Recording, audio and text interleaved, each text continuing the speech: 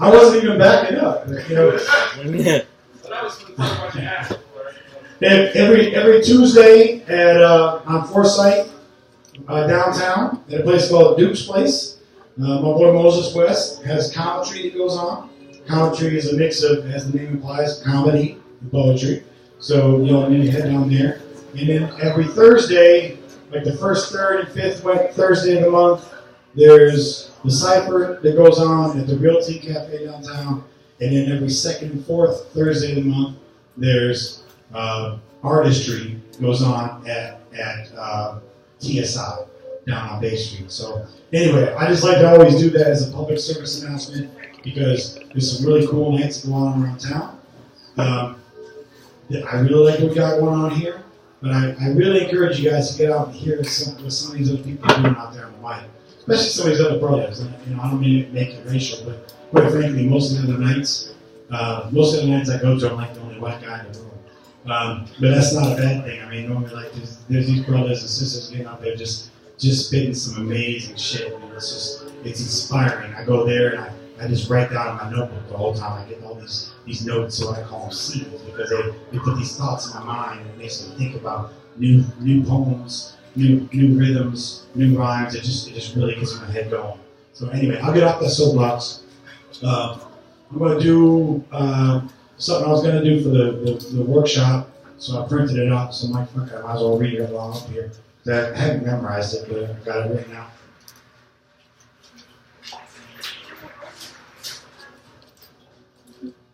When I started writing again several years ago, I hadn't written a damn word in 20 years. But things change. Minds open up, we get back into life. So this is the second poem, the second thing I'd ever written after I started writing several years ago. This is called Ghosts. I never used to believe in ghosts. The specter of people long gone and things never meant to be was not a burden that was laid upon me.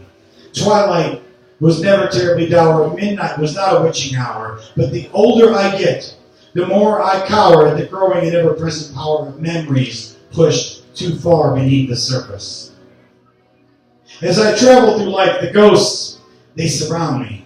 They echo the relationships that I could not see. They dance and they sing, they bite and they sting. They dredge up the memories that I've been ignoring.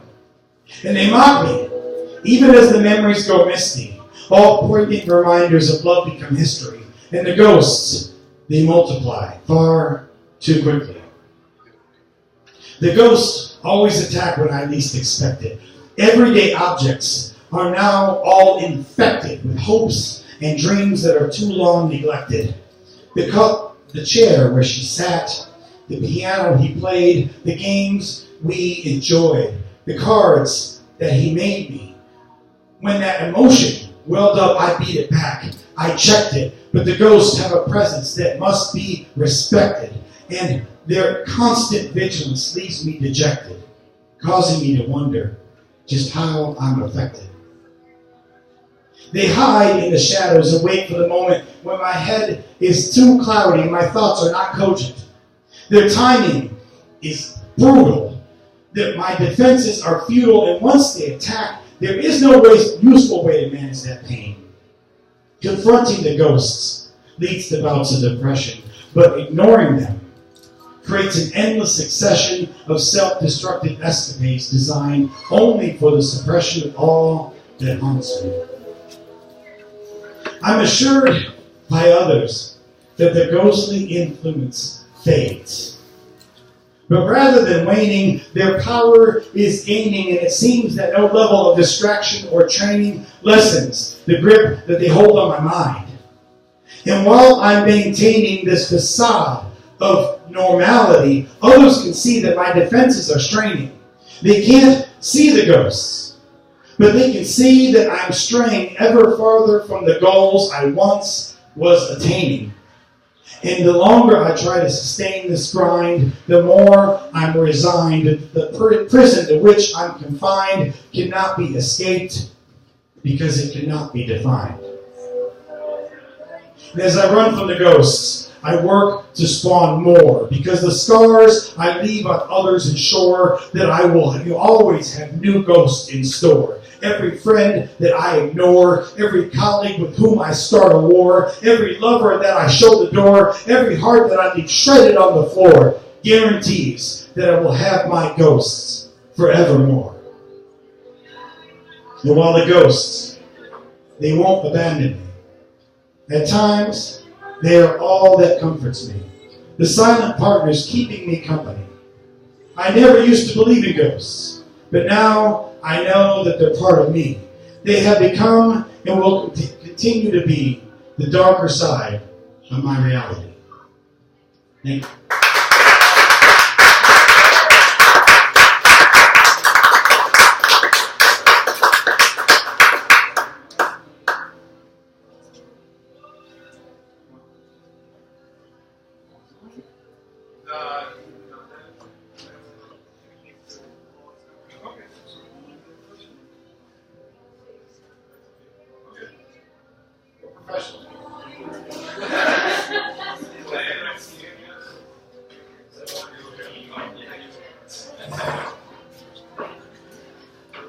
Alright, so this is something that I've worked on for a little bit. I've seen new people come in. If you're not on the list, You need to get on it. you're going to have to listen to us for the rest of the damn night.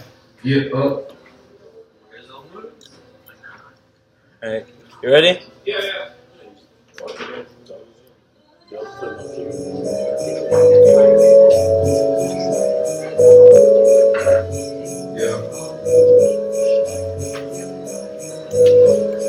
Listen close as I take you on this tour.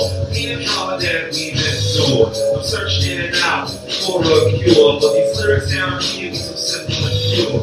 We run around the track for a hot minute, waiting for you to let me get up in it. My love is straight and infinite, man, and yeah, we struggle, but it's how life be. Cause I see at the end of the race, slow down and grace and lose smile on my face. I lean back, give it cut. You know what we gonna make, no matter what they say. With all the doubters and believers laying by the wayside. That really fits say in. I can't put it all together. Now you remember Heather? Yeah, those are the days back in Boston. Just watching up and acting, you know. But time to time I'm gonna be on that stage. The wordplay doesn't change, just used to hunt for myself. I roll with hate of itself. With yo, sitting no smoke filled rooms. I mean, talking about free to them individually. That can be related like a nomad. We had opportunities to make it, but we get set back. They tell us that we lack the means to attack. The enemy of the state is right in front, so I'll be on the ground like stalactites, yo, in life, and heads with his method of speech, like we in third period. Economics, yo, built-in fiber optics, one eye open, peace side optics, reminiscing about those days in the cipher. No more JB, I'm gonna retire, I'm done with this fight. But wait, I gotta keep on writing. So give me a minute while I got my composure. I'm laying on some 30, 40 exposure. Cause each day we getting closer and closer to the end. Before I'm had down and again. Please listen. I'm feeling all the that's gone. So I still know right from wrong. I'll let you hear it in the next song. But for now you got it right in front of you. Let's all be so called. The first one, I think I got it. We're bringing home the troops. No more casualties. Remember grandma made me. Father made me. Stay close to the edge, because when you look over, we may not find it sober. Thank you.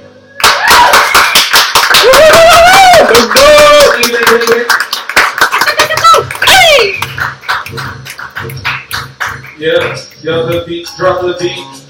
Oh. Alright, so coming up next on the list, I'm gonna get Rex to get up on stage, please. Rex, can I? Rex, give a round of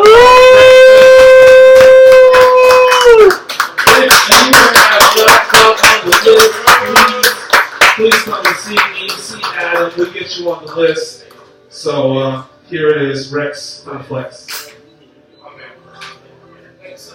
Hello, again.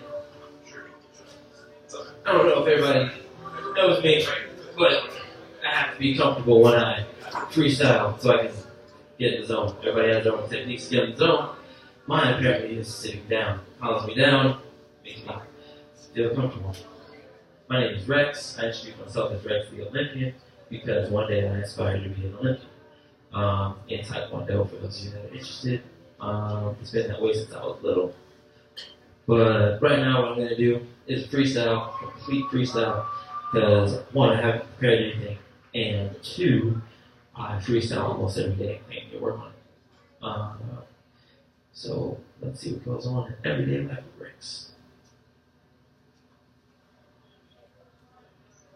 Here I am again, staring at you, soul searching, looking at you, wow. In my pants it's throbbing, but my heart is hurting, and I'm out here lurking and searching for another way that I can say, maybe I love you, but I don't really know if I love you or if I can even trust you, yet I haven't even met you, so I bet you that when I catch up to you, I won't get your number, but I'll tell you everything in the book about how I was born in December, and I've been cold since I was little.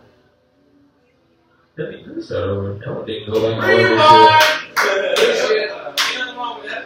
No, you keep going, man. Just keep going. Yeah.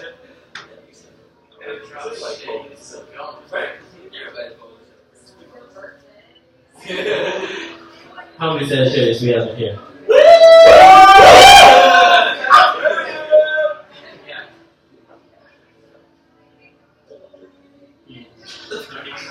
Fuck you on cancer. It's there.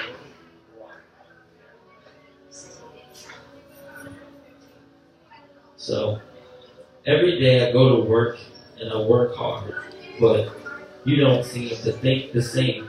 I have all this pain and agony, and I really believe that you're the one to blame. Even though I sent you a notice, you barely even noticed that my feelings for you were gone, like hocus pocus, when you chose him over me, and I saw that in your eyes was nothing but glee. And you could live your life without me while I'm sitting here in my apartment so fucking lonely. I'm still in a dorm, still in my brain, still in a storm. I don't know where to go. I'm walking back and forth. I don't know whether to be inside or stand out on the porch when I do this. Is this gun loaded? I don't know, but I'm just going to stand here and hold it. Contemplate all these different thoughts while I'm prancing around with all these thoughts that I really don't have feelings for. And I really wish I could adore. I wish they could understand me. I wish I could be a man, be what I want to be. I wish you could see in me the things that I see in you. You say that you see the same things, but still home is where you bring him. Now my life is grim. The light shining on my life is dim. I don't know what to do but chill with my crew and chill with my boys, and you play with my feelings like they're toys. I mean, I'm sitting here on the edge, contemplating suicide, looking you in your eyes, asking you, who am I? But how are you supposed to know? I don't know. So I have to look in the mirror just so that I can grow. I have to reflect everything that I've neglected throughout my entire journey. I have something inside that's blistering and burning. Some sort of a passion. Some sort of a ration of emotions that give me this notion that I'm out here floating in my own oceans alone. And all I want is you.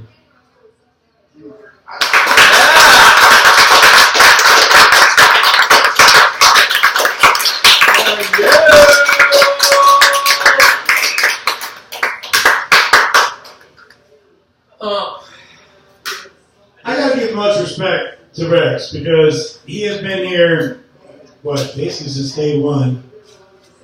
Always getting up here spitting some awesome shit, and I really love the fact that I feel like he's constantly striving to get new shit out there.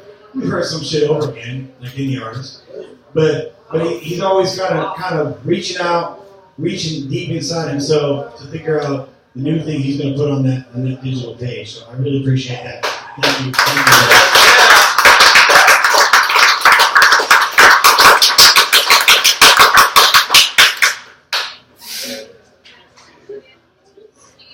I told you, since it's my last night for a month, I'm going to make y'all listen to all my shit. So do that. Alright. So you might have heard this before. It's called Preacher Man. Preacher man stands on the street corner and yells obscene bits of scripture at everybody, at nobody. He tells me his God is stricter. He tells me that I'm going to hell, as if he's the predictor. Then he yells at me to get the fuck off his sidewalk. And just when I'm beginning to grasp his message, he engages in some odd type of side talk with somebody, with nobody. His hands gesture wildly, but his feet are anchors, counterbalanced against his feverish rancor, holding him to his particular slab of concrete, like a sandbar holds a supertanker. And as Moses parted the Red Sea, he divides the stream of pedestrians effortlessly. Secretaries and bankers squeeze by awkwardly, trying to avoid the creepy power of his empty glare. But as I stand there, it occurs to me that he is somebody's son. In some young mother's eyes, he was once her chosen one. And there had to be others who saw so much promise in him. Friends and family who could not foresee the dramas in him. There were those out there who had written sagas for him. Somebody out there was his playmate. And somebody out there was his first date. Somebody who adored his every trait. He wasn't always someone you had to tolerate. There was a time when his spirit was still strict, when he had thoughtful words and insights to donate, but now he rails against the shapeless demons of his mind. Globules of acrid spit fly from his lips as angry damnation fluidly transmits from one passerby to another. While others try to ignore him, I am utterly transfixed by the psychotic nature of his spasms and tics. His words are not his own. His motions are overblown. The world he inhabits is utterly unknown, a world in which he's utterly alone. Maybe his God comforts him, but it's a God that was long ago disowned by the lawyers and executives who call this skyline their home. Yuppies who absorb his baritone words like water is absorbed by a stone. And as I stand there, it occurs to me that he was probably someone's husband. He must have loved and lost and loved again. Somebody saw him as a better man. They saw him as more than just a beggar man. Somewhere there are scrapbooks filled with his old snapshots, kept by a woman who never forgot. A woman who saw him as more than an afterthought. He may not have been an astronaut, and he may never have bought a yacht, but he was part of someone else's plot before his sanity fled and his mind was shot. And that woman still cherishes his picture, and she remembers him when he wasn't screaming scripture, long before he became a homeless fixture in this barren urban landscape. The oppressive summer heat bakes his leathery skin, or at least the small portion that can be seen from within his flannel shirt and his wool sweater and his raggedy winter coat, clothes hanging so loose so to illustrate that he is painfully thin. Much to the pedestrian's chagrin, every wave of his bundled arms emits the aroma of sweat and urine and gin, wafting through the thick August air like the smell of a prostitute covered in sin. Walmart bags, tied strategically to various points on his arms and legs, apparently hold his holiness within. And every mark on his weathered face is a reminder of where he's been. But as I stand there, it occurs to me that he is probably someone's father. And if this was my dad, would I even try to engage? Would I even try to bother to remember how he once was when he gave me love and affection? Or would I try to forget him now as an embarrassing imperfection? Somewhere there are people who think of this man in their moments of introspection. When they look back at their childhood now, there is an odd intersection between the preacher man we see today and the man they once looked to for direction. Do they admit what he's become? Or do they simply claim that their father is dead? It must be painful to see him as your figurehead, and it's far too easy to leave family secrets unsaid. So do they even know if he has a bed or late at night where he lays his head? As I walk away, his voice trails off in the relentless summer heat. And I know that as I sleep safe in my bed, he'll be sleeping on the street. His is an arduous life, stuck on endless repeats. Every day, he will be trying to defeat that which cannot be overcome. The neuroses that will not take a backseat. Because our demons are not his demons. And he does not easily find peace. You might think that you can help him, but his anxiety will only increase. So rather than fix him, I've come to appreciate his repetitive masterpiece. Because the preacher man has a purpose and a mission that, while flawed, will never cease.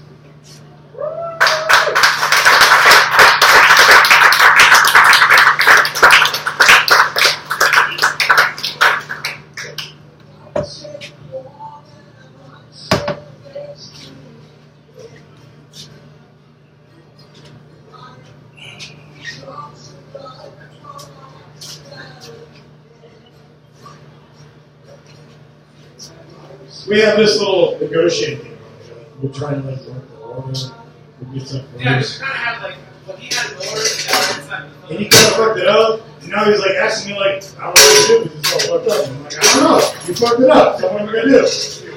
Yeah. This is called calling your friend out on stage.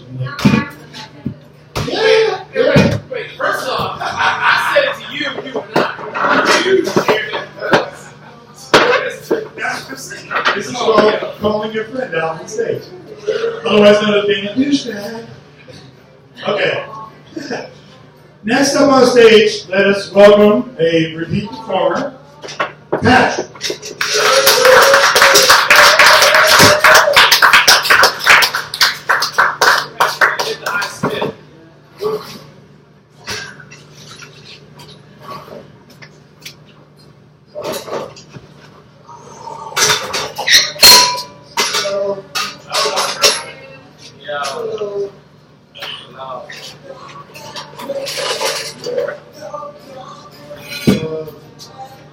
I wore this sweater tonight.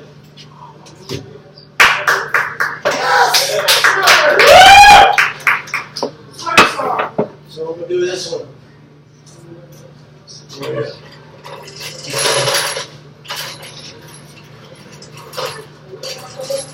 I roll with He-Man because I am master of the universe. You've been cursed because it's a disaster when you rehearse. Paradox, straight out of box in your trash can. This your last chance. I'm here to sing the last dance, like Sean Thomas. Let me show you who the bomb is. I break a heart, but I will never break a promise. I'm as reflective as a prison. I'm living in a prison of religion where they manufacture wisdom. Kids are taught not to have thoughts, accept what they're told. Just veg into bowls that are left in a hole. I left through my soul and the feeling is superb. I jumped out my mother's womb and she told me to do work. I use her confidence to overstep the obvious while bankers buy lobbyists to put up a metropolis. I'm dropping this like Hiroshima. I'm here to beam ya up to the spaceship to give your life a facelift. Your bracelet's worth enough to feed a third world country. Something tells me all you talk about is money. Rappers funny like honey poo poo. What is it you do? Who knew the voodoo was practicing voodoo? I pursue more than riches. I'm sort of vicious, rearranging molecular structures when I form a saint. Your dimensions at a standstill. What's the damn deal? I strive towards a higher density like anvils. The canvas is painted on. What is you waiting on? Keep denying destiny till all of your fate is gone. Make a song that makes people better than they were before. I won't get into none of your beef like an herbivore.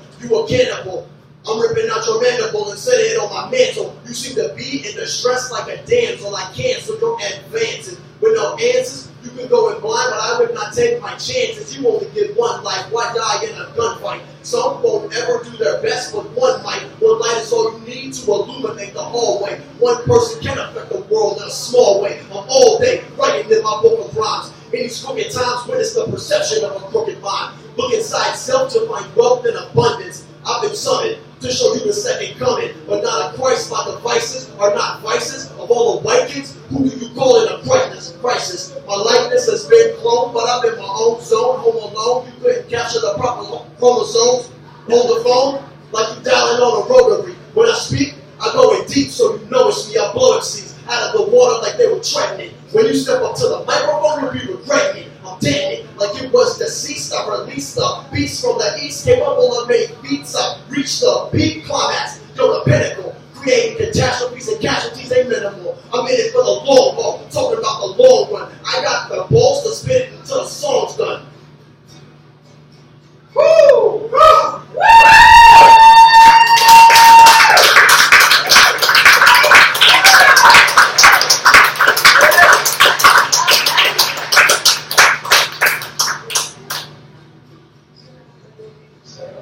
That's supposed to end a different way, but that's good enough, I guess.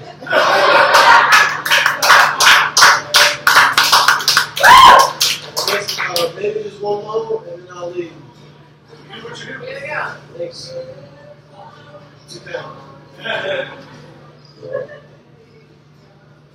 Nothing is what it seems. I said what I meant and I meant what I mean. We're all in between, the realm of dreams. Don't trust me, trust what you've seen. If you and me could just be, then we would flourish. A seed falls from a tree and creates a forest. A hard-headed Taurus, born on the 1st of May, mix up all the black and white to introduce the birth of gray. You make your decision to remain alive or dead. One has to make a choice, even if they don't know what lies ahead. Now is the time to look inside and find you. Need I remind you, we're always right beside you. Keep your head in the clouds and maintain focus, regardless of how much you're getting used to rats and roaches. The hopeless and the hopeful band together to lead the way. Soon after they realize it makes no difference either way. Fear-based thinking has you clinging to the edge. Release your inhibition, take a step out towards the ledge.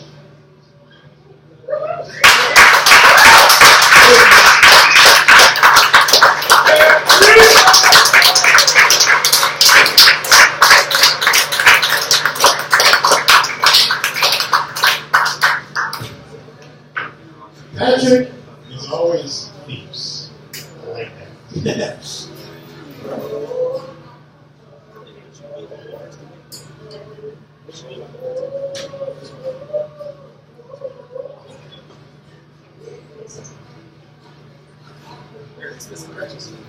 No, Rex already went up. You ain't going next. That's my best. Well, I want Rex to go again. It's we the people, sir.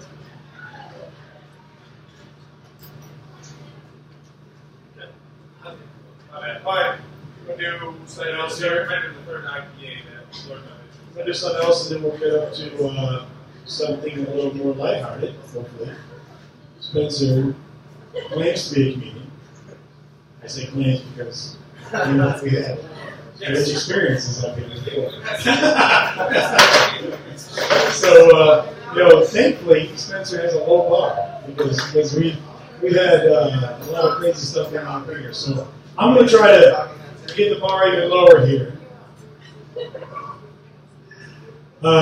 Some of y'all heard this before. If y'all ever want to get inspired to write some shit, just get divorced. Sure. Yeah. It's called your relationship.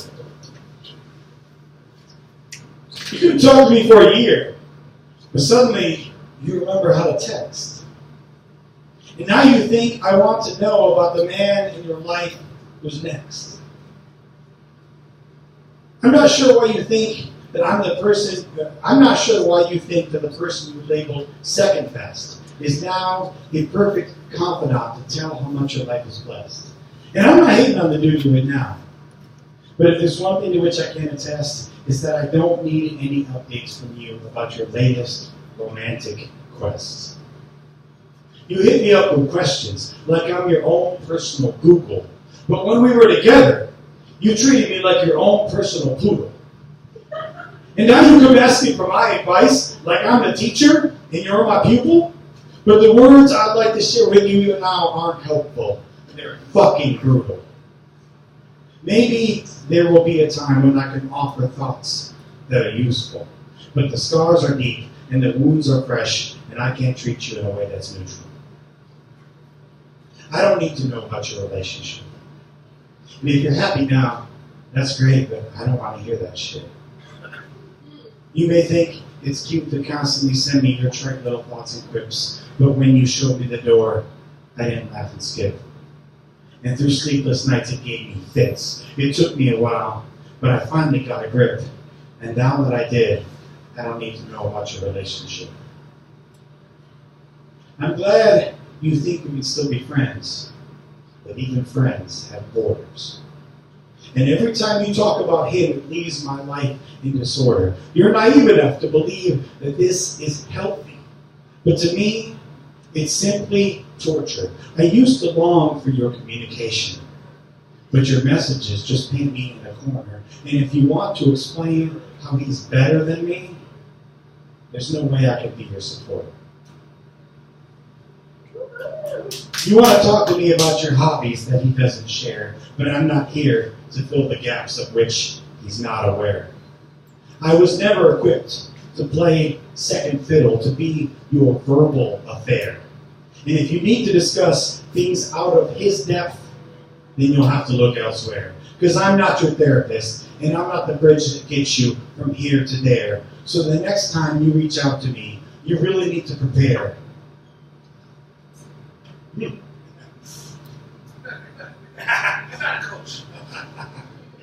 You really need to prepare. Where was I? That I may not be available to answer your questionnaire. I don't need to know about your relationship. And if you're happy now, that's great, but I don't want to hear that shit. You may think it's cute to constantly send me your trite little thoughts and quips, but when you showed me the door, I didn't laugh and skip. And through sleepless nights, it gave me fits. But I finally got a grip, and now that I did, I don't need to know about your relationship. When things get tough for you, it seems I'm still your lifeline. And to this day, I'm left to wonder if that was your original design. I'm not good enough to be your man, but I'm good enough to be on your mind. And I think that's my fault. Because I never wanted to undermine your thoughts and your hopes and your dreams that only I could define. But I know there will soon come a time when your call is the only call that I choose to decline. And when this man inevitably falls short, my shoulder you'll want to cry on. But for the first time in your life, I won't be the man to rely on. I won't be your protector in the jungle. I won't be your lion. I don't monitor your escapades. And you won't be the one that I spy on. I don't offer words of solace because there's nothing left in us to get high on. And after the altar of our love was one that I ultimately died upon. So I don't need to know about your relationship. And if you're happy now, that's great, but I don't want to hear that shit. You may think it's cute to constantly send me your trite little thoughts and quips, but when you showed me the door, I didn't laugh and skip. And through sleepless nights, it gave me fits. It took me a while, but I finally got a grip, and now that I did, I don't need to know about your fucking relationship.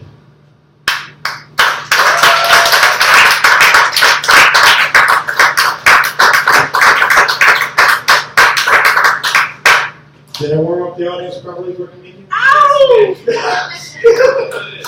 Inspired me. On that happy note,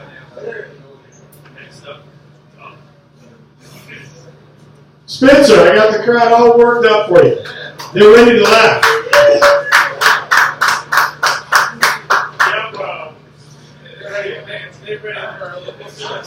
Yes.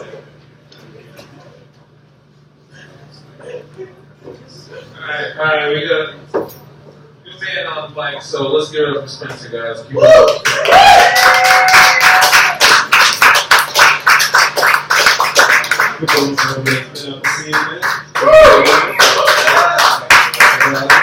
Spencer, what's up? I've been doing comedy around Jacksonville for about 8 months now.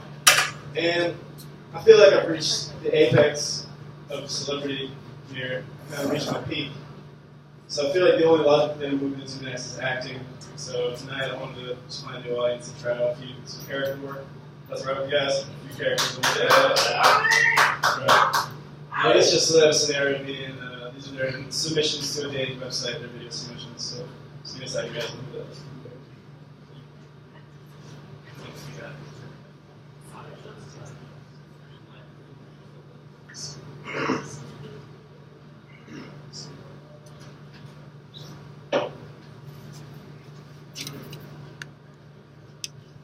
Hi guys, my name is Doug.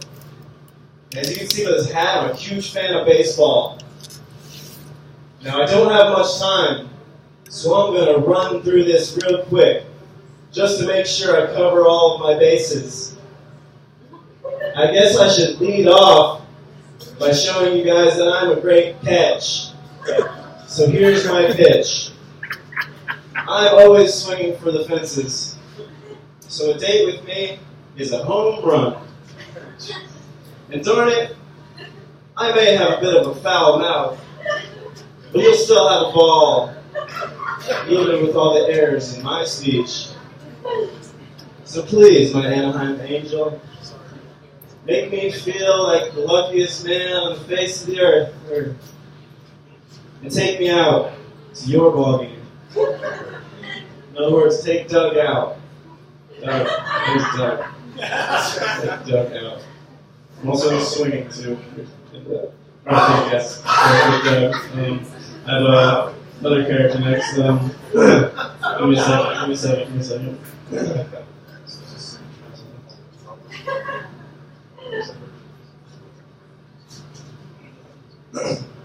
Hi guys, my name is Jim.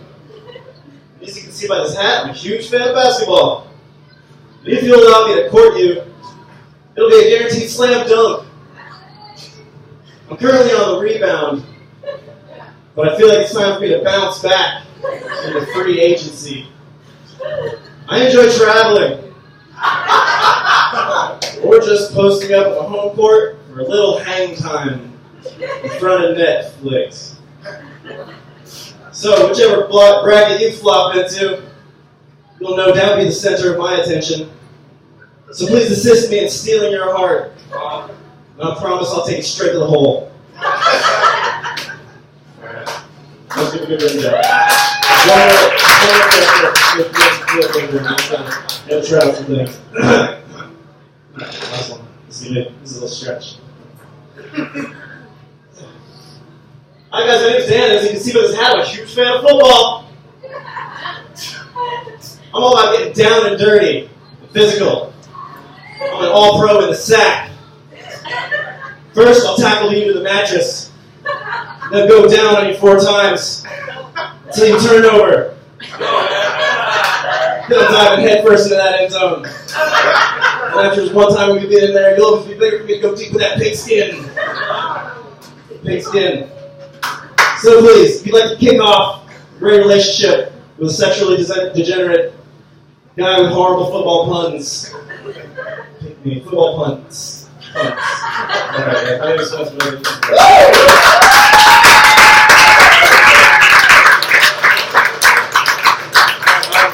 guys like stand-up comedy? I mean, every Monday night they have the hot potato comedy hour here at Rain Dogs. Check it out at 9 o'clock. And if you're ever at the beaches Tuesday night, me and Patrick, give a round for Patrick again. It's called the G-Spot Comedy Hour at Jenner's Place every Tuesday at 9:30. So send Patrick away.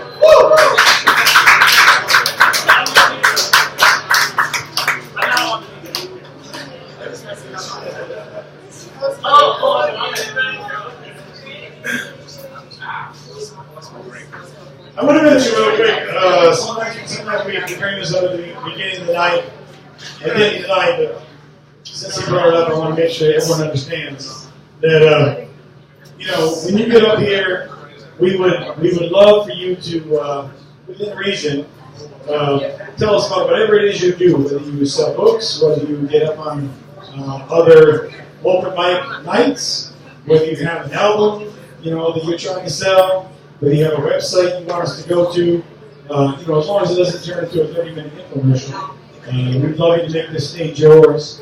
Let the audience know what you do. Hopefully get 1 or 2 or 3 new followers, customers, whatever it is, from your time up here. So by all means, I just bring that up because he's like, yo, you mind if I mention this? And I'm like, yeah, tell the crowd. Tell them what you're doing. Pimp that shit. So, all right.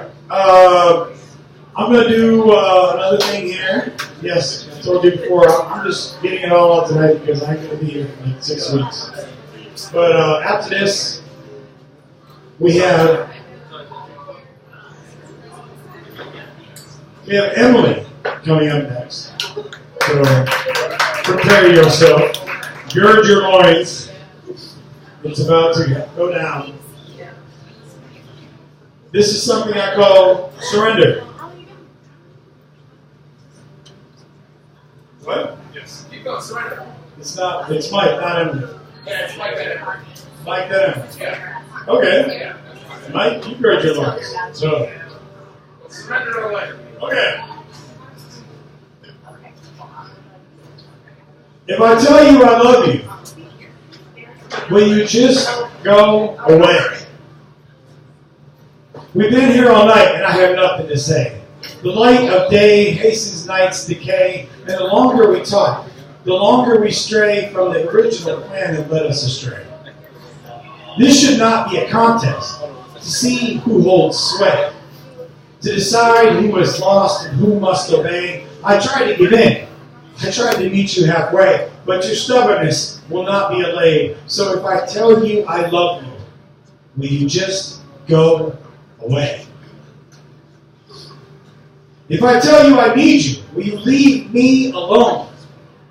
With every hour that goes by, you blow up my phone. The sins for which I've tried to atone are held against me in a penalty zone. Every minor infraction is now overblown, and you preach down to me from your fucking almighty throne. Neither of us will ever condone our sins against each other. Some forgotten, some unknown. The stench of this situation is immune to cologne. So if I tell you I need you, will you leave me alone? If I tell you I want you, will you give me some peace? Your millstone of nagging is unlikely to cease, and every bit of evidence is just another chess piece for you to maneuver until I'm deceased. Words don't dissipate, they only increase, and every point of contention extends the lease of misery in our lives, growing smug and obese. There are no courts, no higher power, no treaties, no police. So if I tell you I want you, will you give me some peace? If I tell you you're right, can we call it a night? It's far too late for me to rewrite the history of us in terms that are polite. The more you sit tight, the more rage it incites, the more I see that there's no logical choice between wrong or right, between fight or flight. The drama of our lives has become a ritual, a rite. And the longer we stay here, the more likely we might do something we both regret under the glare of daylight. So if I tell you you're right, can we call it a night?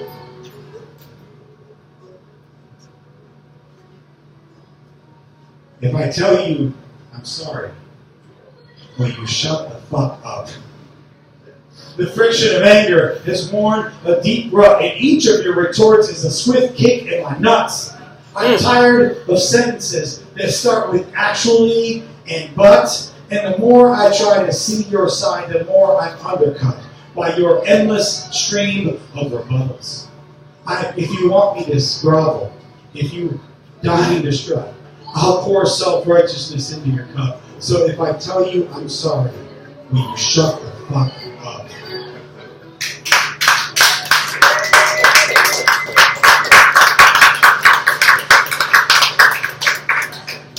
Emily. Aging Emily. Aging Emily.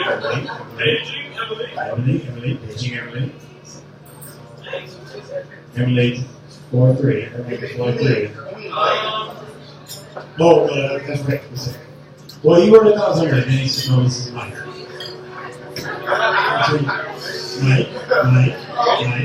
Well, first you put that on. He had only thing is on. I know, that's my fault because Mike was already on. I know, he told me before I got off. Okay.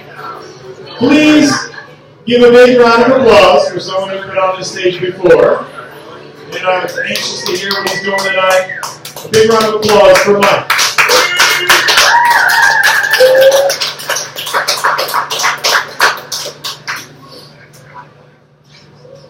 You know what we need is entrance music. You know, that's right. We're gonna, you know what? Inspirational 80s movie. Yes. We're gonna start. I'm gonna start. That's a good song. Now I'm already up here. Hey, you can get off and get back on. I can put something on. Alright. Alright, so mine's a little way different. It's called If I Knew.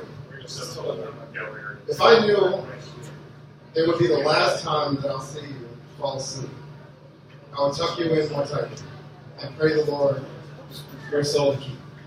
If I knew it would be the last time that I see you walk out the door, I would give you a hug and a kiss and call you back for one more. If I knew it would be the last time I'll hear your voice lifted up in praise, I would videotape each action and word so I can play them back day after day. If I knew it would be the last time I could spare an extra minute to stop and say, I love you, instead of assuming you wouldn't even know I did. If I knew it would be the last time I would be there to share your day, well, I'm sure you'll have so many more, so I could just let this one slip away. For surely there's always tomorrow to make up for an oversight, and we always get a second chance to make everything just right. There will always be another day to say, I love you, and certainly to say or anything I can do. But just in case I might be wrong, and today is all I can, I'll just say how much I love you. Listen.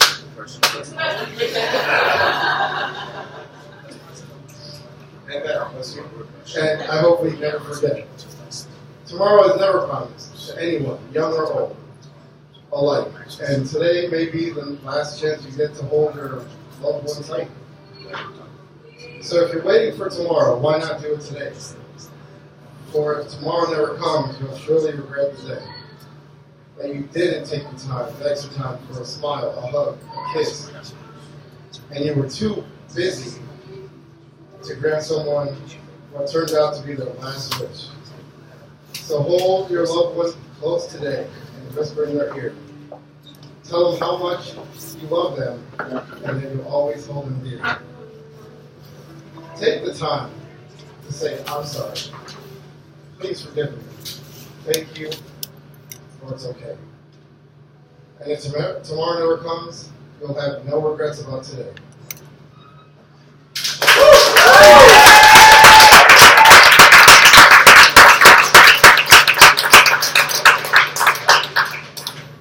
My friend has a quote, and I like it. He says, closed mouths never get fed.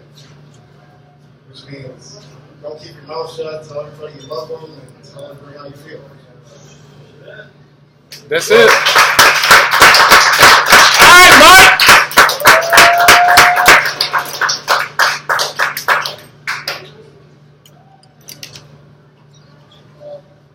All right, now the entrance music. Oh yeah, right on.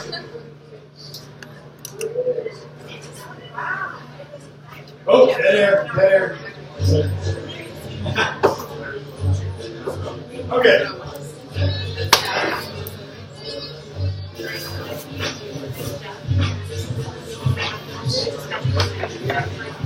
Yeah. No. You ain't supposed to be dancing. Just introduce. No interpretive dance tonight, please. You know you like it. You know it's awesome. Alright, maybe a little bit, but you Yeah, a know. little bit. Yeah, a little bit. You can't deny. Okay. I'm loving the vibe tonight. We had some superstars walk in, veterans of the mic. We had some new people walk in I have not even heard before. So I am really waiting to hear all of this. But, Emily, why is it before when I said like there's like no, you're not new? Yeah. Oh yeah. She dipped out for a minute. Please give a big round of applause for Ms. Emily.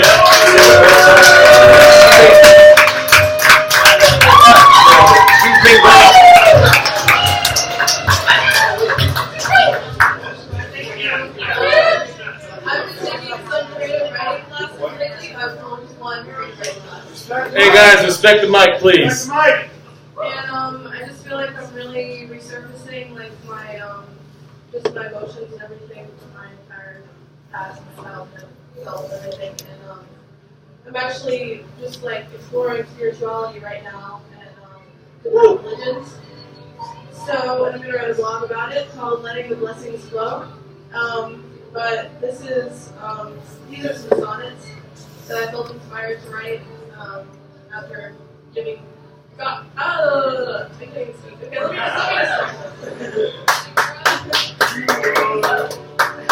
just Speak, poet. Wrestling the ebb and flow of emotion, caught in the torturous waves crashing down.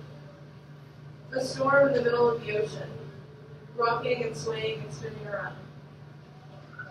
Falling over the side of a small boat, gasping for air in a raft to hold on. Struggling, you learn you are able to float, remembering your strength is never gone. Returning to the boat, weary but calm, no worry or doubt plagues your peace of mind. For the safety of God's healing calm, never shall you fear being left behind. In the small corner where your heart resides, all sins washed away in the ocean's tides.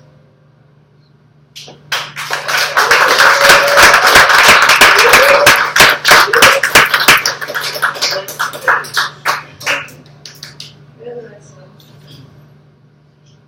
Why run away from the source of power? What do you think will happen if you give yourself over to God every hour? Is that not what it means to truly live? Being awake and in the moment now, imagining a world inside of love, there is no reason to ask why or how. Singing hymns of the angels up above.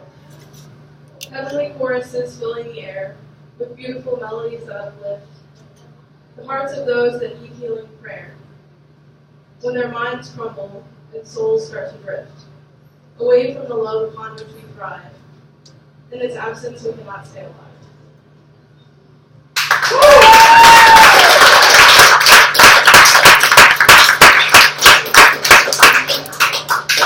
And then another one. How precious your love for us truly is. Never is there anything we must prove. You gave your only son so we could live. Amazingly intertwined, our lives move. Circling around your compassionate ways, we need to throw our hands up in the air, lifting our voices in glorious praise, loving our brother with our thoughts and prayers. Married to God with our hearts, minds, and souls, feeling his essence in the massive wave, we bask in the glow of talents and souls, casting away all the need to be brave. For there is a light that we cannot see. It shines so brightly inside you and me.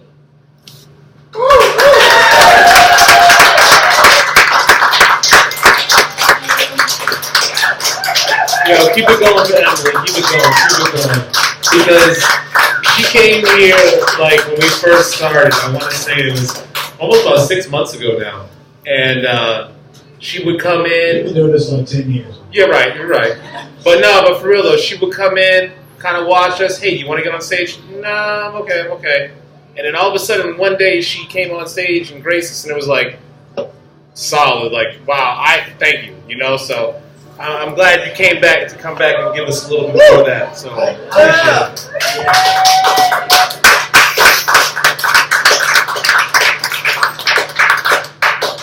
I like something she said. I'm just going to clutch upon this word for a moment because she said resurfacing. And she might be a little bit younger than me. only by like a couple days, right? Yeah, like 6 months or so. You like 19? But, you know, for someone like myself who has a few more grays in his beard, that's an important word because you have themes in your life that you might have known when you were young, and they come back to you when you're a little older. They come back to you when you're a little older than that, and you come to realize, not that I'm the sage man of the world, but you come to realize after a time, things that keep coming back to you are the things that really have meaning to you. Things that keep bubbling up to the surface, things that keep resurfacing. So when she said that, I just really caught onto it because it really meant a lot to me. So we have still a good list in front of us. I'm going to tip again and say, if you're not on the list, this is right here. If you don't get on the list, you're going to have to listen to me, Corey, Mando, and Dan go for the rest of the night. And Chantel. So, Chantel. Yeah, exactly. You're like, oh, go there. New people getting up. New shit. New shit. There we go. There we go. Now we got a poetry night. Thank you very much. I've been doing that shit for like 6 months. Everyone looks at me like, what are you saying? Why does he keep yelling new shit? Like, everyone's yelling at me like, I don't know why you won't shut up.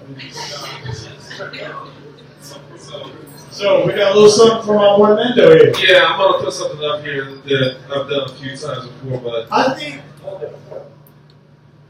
Yeah. Yeah? So, I'm going to preface this by saying that we're going to have like our own kind of uniform going on here. We're going to get some I Spit shirts. I Spit shirts will come out. Yes, I Spit shirts are on the way. How do you get the I Spit shirts? You get up here and you spit some shit. So, exactly. So, anyway, with no further ado, I'd like you to give some big respect for my good friend here, Mando.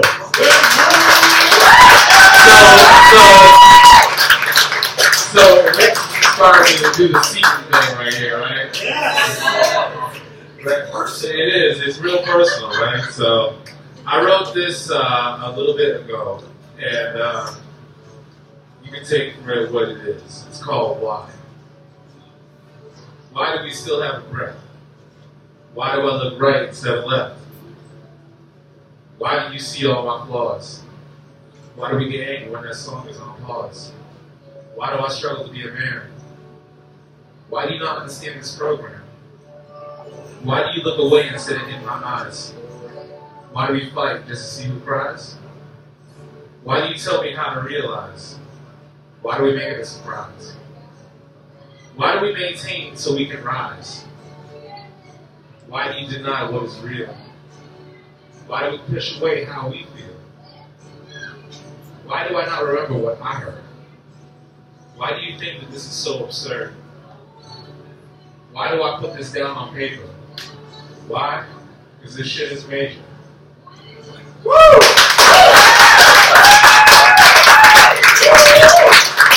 I'm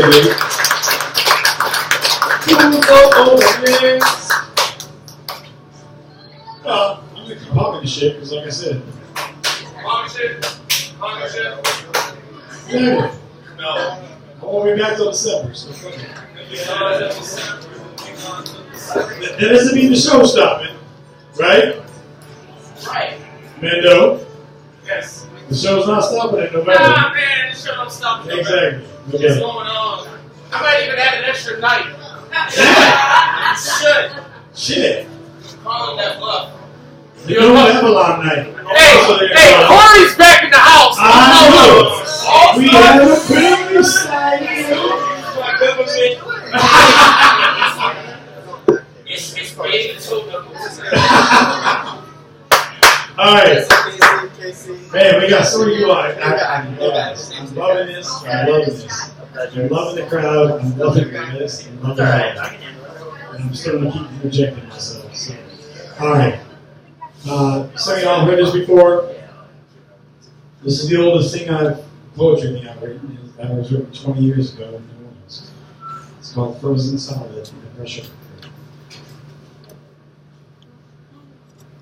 Heat looms over the city like a life sentence and roams his way through the busy streets and back alleys, searching for his next victim. He dances and skips, prances and flips from sidewalk to storefront, boardwalk to beachfront, bearing down upon the restless souls of the Delta. Joey lifts his head from the glass of lemonade over which he's been hovering and asks in a desperate tone whether or not it's 4 o'clock yet. No, I tell him. It's 1. And the sigh which follows reflects his hollow depression as he meekly tries to swallow another gulp of lemonade. Across the street, heat jauntily harasses old woman of 70, maybe 80. Even she's lost count with any certainty. Old woman fights back, but to no avail, fanning her forehead with all the grace of a beached whale, pawing and posturing over her leathery skin. Heat cares not for her desperate travails. For a moment, she catches my eye, and she looks to me as though I can free her from heat's relentless spree. But I only shrug, vainly searching the horizon for clouds. Joey finishes off his 4th lemonade of the hour and begins to search his pockets for another 99 cents. There is only 40. He turns his head to me and squints into the sun, asking in a painful tone whether or not it's 4 o'clock yet. No, I tell him. It's 1:30. And the look arising on his shining face reflects his disbelief. Heat pounces upon Fly and feeds his massive hunger for annoyance. Buoyed by the misery of the day, Fly spins and buzzes, flitting first from one ear, then to the other. For a moment, just for an instant, I truly believe that Fly has reached my brain, causing a more exquisite kind of pain. A pain that borders on inhumane. And with the most unforgiving of disdain, Fly begins to train his attention on all that remains of my sweat-soaked sanity. The misery stains the very core of my patience as Fly tears and slices, rips and shreds until my mind can take no more, and Fly is gone, borne upon wings of humidity and oppression. Joey wipes the sweat from his brow with a handkerchief that has seen better days and throws his fan to the ground, realizing that his futile attempts at relief have done nothing more than assist heat in his ongoing battle. He watches several new drops roll down the bridge of his nose and fall to the sidewalk below. Lifting his head to the sound of a distant ice cream truck, he wonders whether or not it's 4 o'clock yet. No, I tell him, it's 2. The resulting moan says more than words ever could. Heat grabs tourist and laughs at his ignorance, twisting and straining out of him whatever comfort might have remained in his corpulent body. Tourist is mounted like a $5 whore, and Heat starts to laugh, cackling for more. Tourist doesn't realize the stakes in this war. Cameras and handbags transform to millstones in the shimmering glare of an afternoon, and Tourist wishes that he had them no more. Broken air conditioning and dingy coffee shops offer a landscape that Tourist has come to abhor. And Heat comes to terms with another victory. Joey stands and rubs his slimy skin, only to surrender once again to the stoop that has become his prison, his pen. His head returns my way, trying to assess my condition and how much long I will hold out before Heat becomes my master again. The words are checked in his throat, but it's not long before he has to give in to the temptation. Trying to smile but failing miserably, he asks whether or not it's 4 o'clock yet. No, I tell him, it's 2. And I realize that the hands of my watch are stuck, but for a moment, for one fleeting instant, I wonder if they really are. We both wonder if they really are.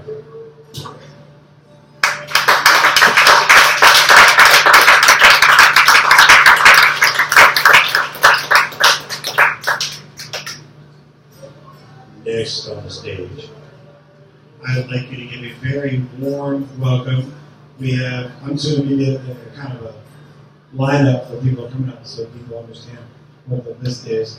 We're going to have Sarah. Exactly. Sarah, okay.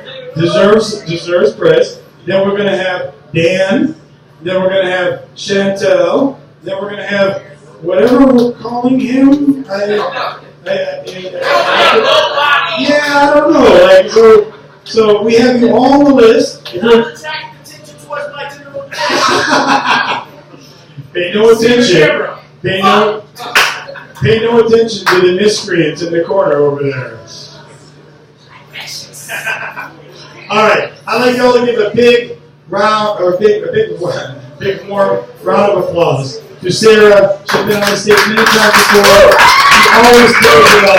She deserves applause. Please give it up to Sarah.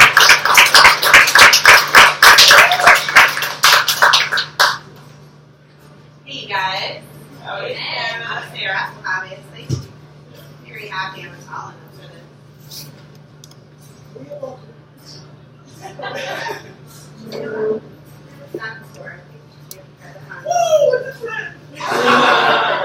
Trendsetter! So I was talking with a girlfriend the other day, and she was vulnerable enough to tell me about how her marriage was when her husband was still alive. And she was telling me that it was like picture perfect on the outside. It was beautiful. They had the perfect dog, the house.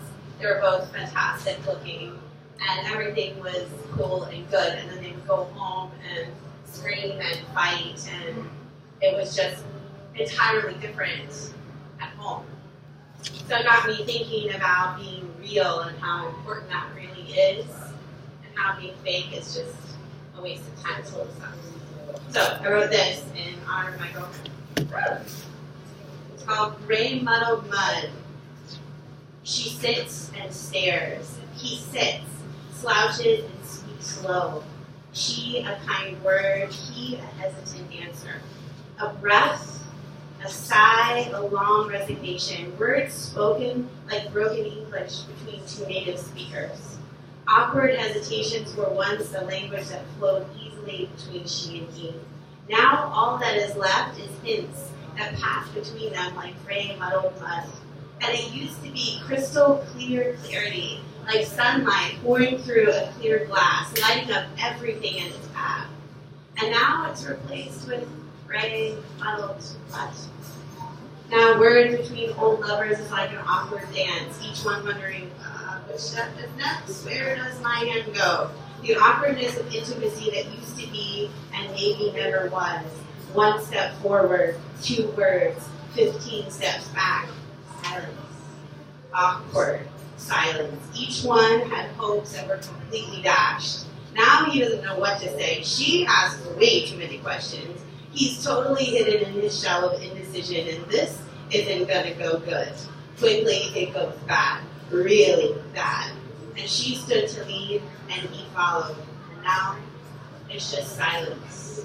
Deafening and loud silence.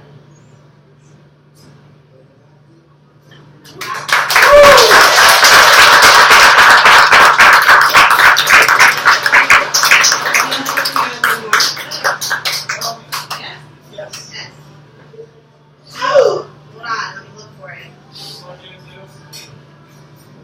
No, I don't have the courage yet to share my other new one. It's coming. Gotta get a little more guts. Gotta have. That's what I'm standing for. For my old little 4'11 grandma. Time. Tick, tick, tick. We all want more. Jam more into today. Stay up late, wake up early. Time. Where did it go? I thought I had it. It slipped right through my fingers. Time. I thought I had a fist. It was just like a grip. It slipped through my fingers like sand, like tiny bits and pieces. Moments that were right there and then gone. I knew that I had more time to hug and wipe away tears and help you lose all of your fears. Time that I had and I didn't even have enough. I went to the store to buy it and the sign said, sold out. Even those that had millions couldn't even buy it because their time was running out too. Have you ever watched somebody take their last few breaths? Chest rising and falling, seeing someone's time run out. I have. I watched the sands of her time slide through her own personal hourglass, slowly breathing in and heavily out. Her time, like all of us, is measured. The number of breaths we get to take is the history of a lifetime. And even the word time is in lifetime. Have you heard it said, I don't have enough time, there's not enough time, there's not enough money, why didn't you call it, I didn't have enough time. It's always time or money, and those are just excuses. Even those that have spare time still have a limit. Time is the only thing you can't make, buy, create, or spend. Because you are a being. Time is us. We are time. We have it and breathe it and use it and take it. Breath. Breathe. God, I watched her breathe. A few of the last breaths that ever leave her lips. Lips that had spoken life and love and kisses to her babies and her great-grandchildren. I could see her measure time slipping from her little lips. Someone was taking a teaspoon and dumping it onto the sidewalk for all the young ones to trample on with all of their nonsense. So I don't any longer accept I don't have enough time as an excuse because her time changed my life, changed how I breathe, and I take breaths slower now and savor as many as I can. Call those that I want to call, kiss those that I want to kiss, hug instead of handshakes because that's how I roll. Tell jokes even if nobody thinks that it's funny to my grandma. Not because she thought they were funny, or maybe they are, maybe they're not, or who really knows, because I think my time is running out anyway. In fact, we don't have enough time. Don't lie to me, tell me that you don't. Worst, don't lie to yourself, because we do have enough time, it's just measured. I don't know if someone up there is measuring or counting. All I know is that no one makes it out of life alive. We can definitely be certain of one thing. You are going to take the last breath. So if you hear nothing else tonight, I hope you hear this. That now, like right now, is the time. And you may not get a second chance. Maybe you do. I don't know, because I'm not the one that's counting your time. So if you want something, if you want someone, if you want to say something, say it, go get it. Now's the time.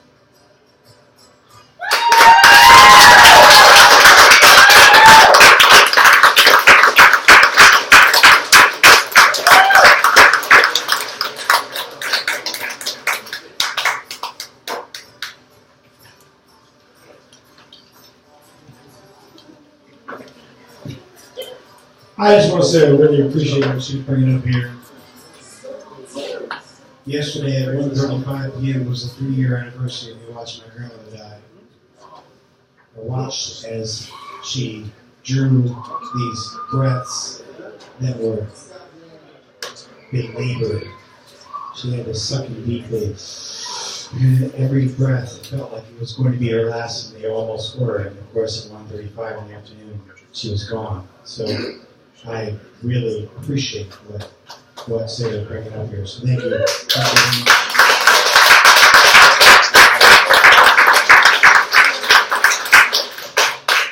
All right.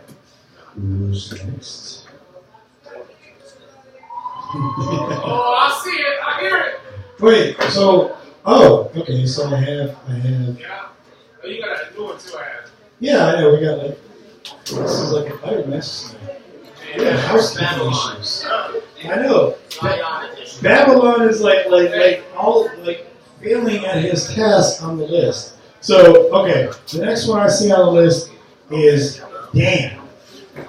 Can we have Dan in the house?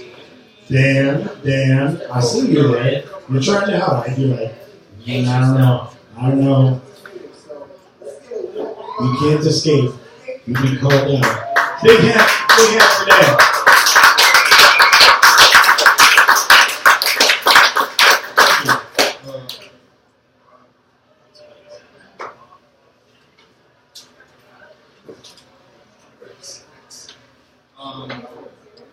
Yeah, my name's Dan.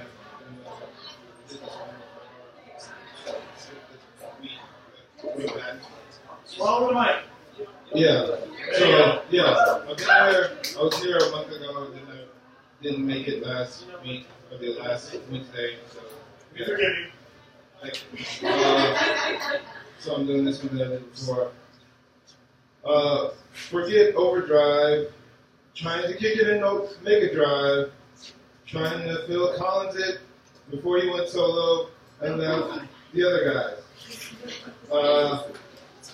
Keep your links in the path and your sibling rivalries. Just trying to stay the way I just need tornadoes and MPH and balled up fists, and I'll be okay. Stop other guys from talking to my chick, whether they be human or mechanically. Thieves are guys genetically engineered to be like me, but at the end of the day, they just aren't me. But at the end of the day,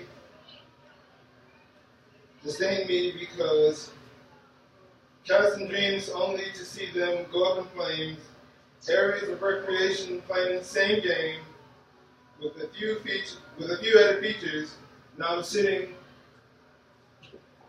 on the bleachers. Known former glories because my new shit don't add up, but math is where I always sucked. So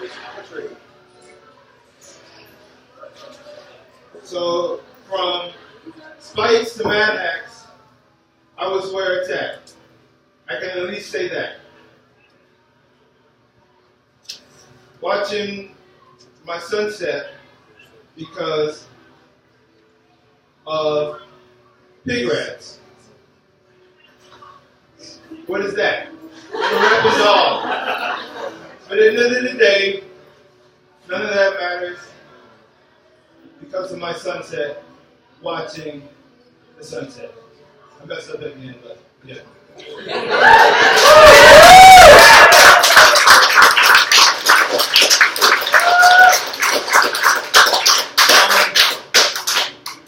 I was writing this poem about something like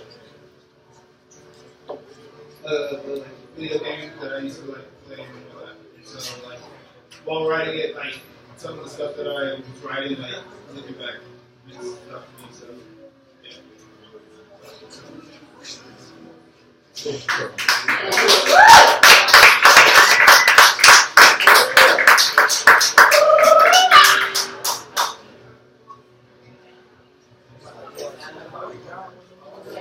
Thank you, Dan. Very cool.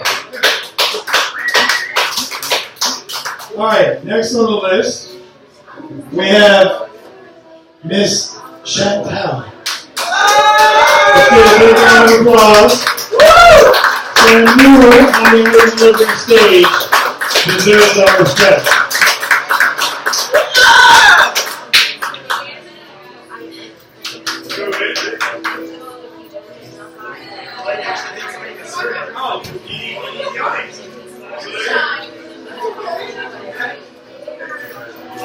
This is awesome. I didn't know this existed.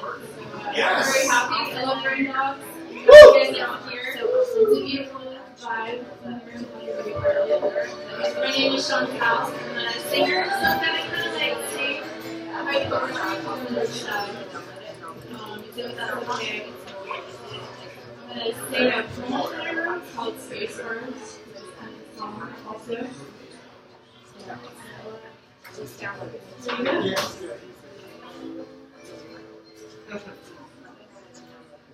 My rider's hands burst with blood vessels and restless veins. Rivers rushing through my soul with every word and page. Typing 90 words per minute just to fill this empty seat. If you could only see the vacancy inside of me.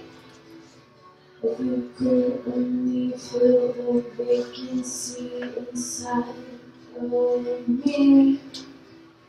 If you could only feel the vacancy inside of me.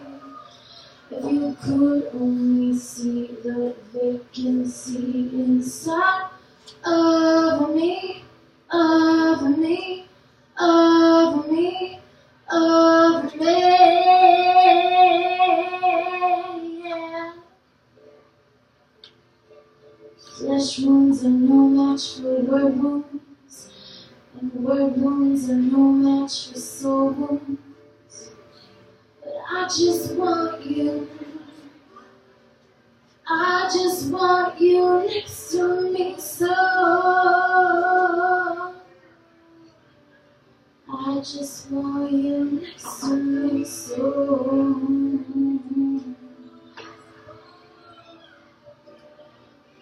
But your bright blue eyes, your beautiful eyes.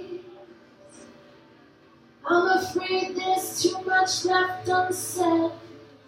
It's tragically lovely when you're vulnerable like the stars. Relying on the sky to cover all of your scars.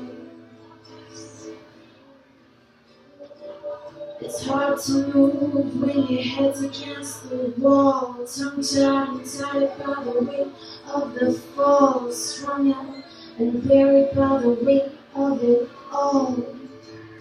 There will be light, but I don't see tunnels at night. I don't see tunnels at night. So I pray fast and I pray hard with a cloud in mind and a lack of time. I pray fast and I pray hard with a cloud in mind and a lack of.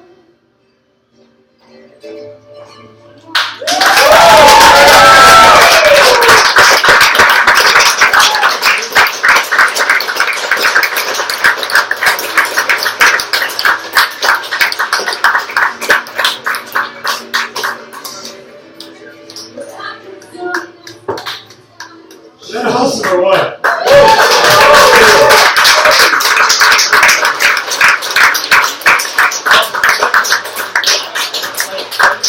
Thank you very much. That was very cool.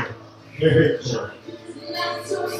Coming up next, we have an individual who could not be named on the stage. An undercover person who is on the run for the law. So I just want you to give a big round of applause for this generic man.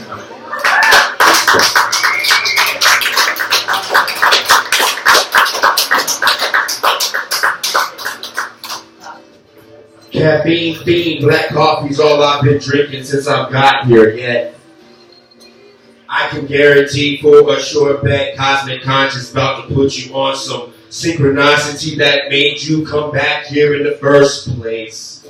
This is a taste that will hit the back of the hard palate at the end of your first plate. Cosmic, be that wordplay that everybody came to hear back.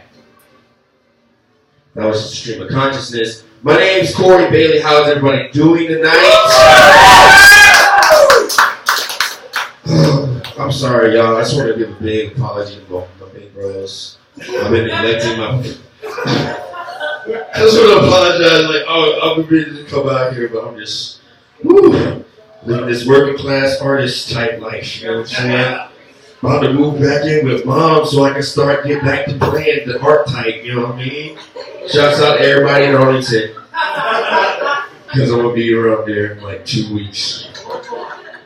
I'm sorry. Hopefully, like, girls don't think less of me because I'm helping my mom pay bills. It's different from when cats be getting like the basement in their parents' house, right? Anyway. Big shouts out to everybody that came up today, man. It's really hard, you know what I'm saying, to come up here and like express yourself underneath the spotlight. Luckily, I have dreads in my face, so anybody taking pictures, I will violently deny this shit. I'll be like, yeah, that was me, bro. That was Chief Keef. But it takes a lot of courage for a lot of the people that do come up here to, you know, spit one poem, be it like a verse, you know, a full poem, 2, 3 poems, you know what I'm saying? That's vulnerability, you know what I'm saying? I want to give a big round of applause for everybody. We need to do that more. It's therapeutic. Even if up here, just do that shit in the mirror at your house by yourself. Arnold Schwarzenegger flexed in the mirror ever since he was a kid. Now he's a governor in California. Alright, so I'm going to go into a written piece that I have. It's normally rapped to beats that you would consider contemporary, but I like to spit it, so I think that's just kind of dope. I spit! Flows! Alright. As I sip from my poetic black coffee. No cream. Shouts out to everybody that got that shit.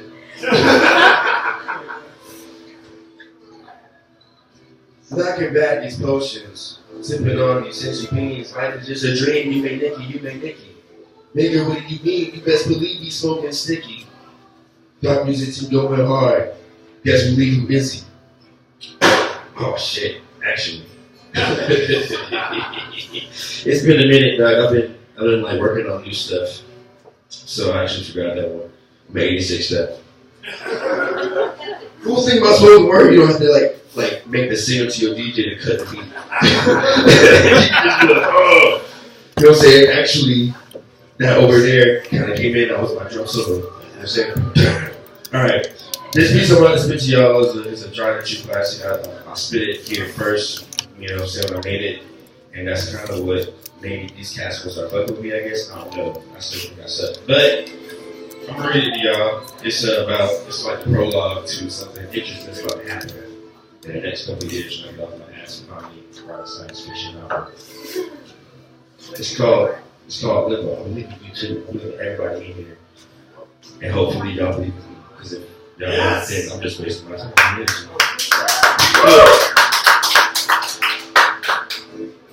This one goes out to my pet basil plant. Y'all think I'm joking? I got a pet basil plant. Niggas be like, hey, when you go prune your basil and eat it, I'm like, no! That's my baby. Have you ever wondered what it's like to be broken off, cut from your main source of supply and specialized nutrition, tossed aside, malnourished, neutered in innocence, suspended in innocence, staring into a cold void of indifference, like the fuck with this wicked glimpse of certain death imminent. Wait, have you ever wondered what it might be like to be bait, still alive on the hook, shook, watching as fish fly upon your wayside, wondering which one of these suckers gonna take a dive? It might be like to die in vain, a long, slow, unsteady death in the gutter, on the curb, somewhere in the ghetto, in the middle of nowhere. Call it Ghana. Off to the side, on your back, all alone, a scrub, a dead bug, a not one of us. Bleeding out, fading into not hearing, not seeing, through, not feeling, not being. Times far away from home base, even further away from Mother Earth, losing strip of time and space, like the fuck. Thank you.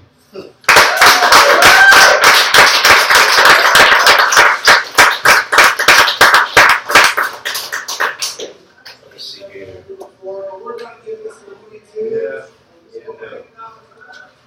Alright. I'm gonna start doing this thing here because I like this place. I like this energy. And I'm gonna, because I respect everybody that came out here and put their dick on the table. You know what I'm saying? Trying some shit that they never tried before. I'm gonna try some shit that, you know what I'm saying?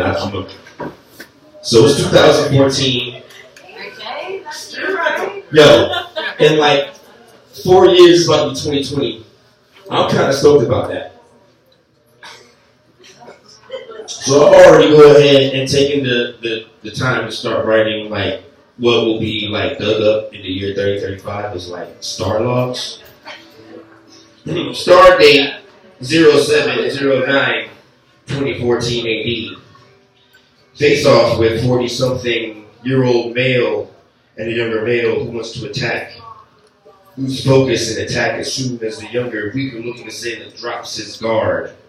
Leave myself open to an attack from older man. Wake up. Star date 07/18/2014 AD. Wake up trying to Snapchat someone in a dog suit playing with a Pomeranian on my way to a friend's house. Phone's broken. Fucked up beyond all relief. Upset about it. See Chris in an apartment that looks like home. Little kids appear out of nowhere. I go back to what appears to be my room to put clothes on and see changes. In a party setting with 3 pairs of what I assume to be complete, a couple, some sort of group sex setting. Here, a broken, disoriented beat playing. They're listening to what I think is music that I made. Notice how fucked up I am and try to grasp control.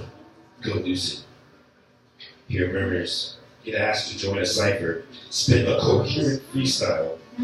Looking for the spices. Like I'm Columbus. Green, soft, fungus. Run it. Doesn't make sense. I don't know. It was a dream. Go to the mall. / shopping plaza. Walk through the retail stores. Backstage somehow or in a large storage facility. Leader of the group challenges me to a ride, run, move some sort of lethal airborne chainsaw after he throws it to prove, test something, probably elusive ability. Do so a couple of times. Realize the blade is causing the chainsaw to ricochet as though it was in a frictionless plane. Go lucid. Sick of hearing niggas like, while I'm still behind, wish I could rewind the time back to the day when I left to the bay for some side chick. Now I'm stuck back in the mud with the sticks. Success in this unlikely situation's getting desperate. Distress signal to the nearby masons. Inside of me getting hectic. If I don't get out of this town, I'm going to wreck shit like trains and CSX. Threw my future in the trash because I'm reckless and too indecisive. Shouts out to the horoscopes. And no, it's not too late to be continued. To still be decided to fight the fate I write. Thank you. Just like this BabbleOn, I know I'll be back. Arlington is not that far away. Arlington is not an excuse to not be up in this motherfucker. So, But starving art is. Well, you know. If I had the energy, though, I would. My brother can give you a ride, so give me a call. You can buy 3 beers if necessary. I'm all about the powerful relationships. Exactly. We can get your ass over here, though. You can get us 3 beers and you go. Whatever it takes. Seriously, I want y'all to give a big round of applause for that. Very impressive. Very impressive. Thank you very much. Alright, in case you all are getting a little sick of me, I will repeat again that I ain't going to be here till December, so I've just been kind of like hogging the mic tonight. So like, fuck it. Y'all going to hear all my shit. If you don't like it, go somewhere else down the street. You know? Exactly.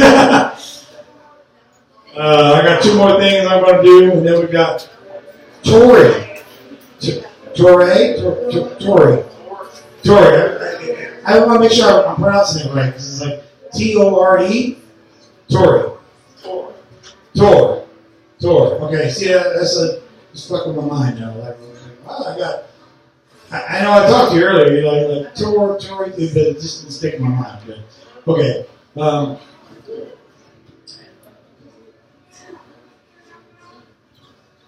Rex got a lot of play out of some of the stage shit, so that should make me feel earnest, right? Like I'm like a real artist. Yeah. It's like deep and shit. Yeah. Exactly. It's more intimate. Yeah. It's very intimate.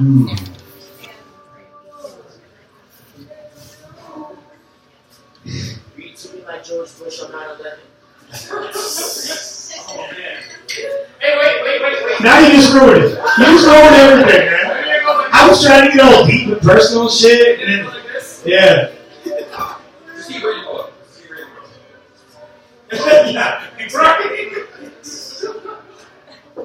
Alright, yeah, so enough for me reading shit. Just the only things I got memorized. Y'all heard this shit before, but what the hell? As she sits across from me, I watch her fidgeting restlessly, shuffling coasters between her fingers as compulsion strips away her dignity. Her body is rigid, but her shoulders are limp as the weight of her burden erodes our relationship. I observe as she squints, as thoughts rise up to the surface, a flinch, as she struggles to define her expression, a wince, and feeling deflated, she retreats to her corner again. The silence is only broken by the tinkling of ice in my whiskey, and by the wispy shredding of napkins that happens efficiently and quickly. She tears them into identical strips and stacks them fiercely with a careful attention to detail that she has never afforded to me. The silverware is severely aligned, and each of her movements is eerily designed to preserve the only corner of her world that she controls with absolute certainty. I begin to speak.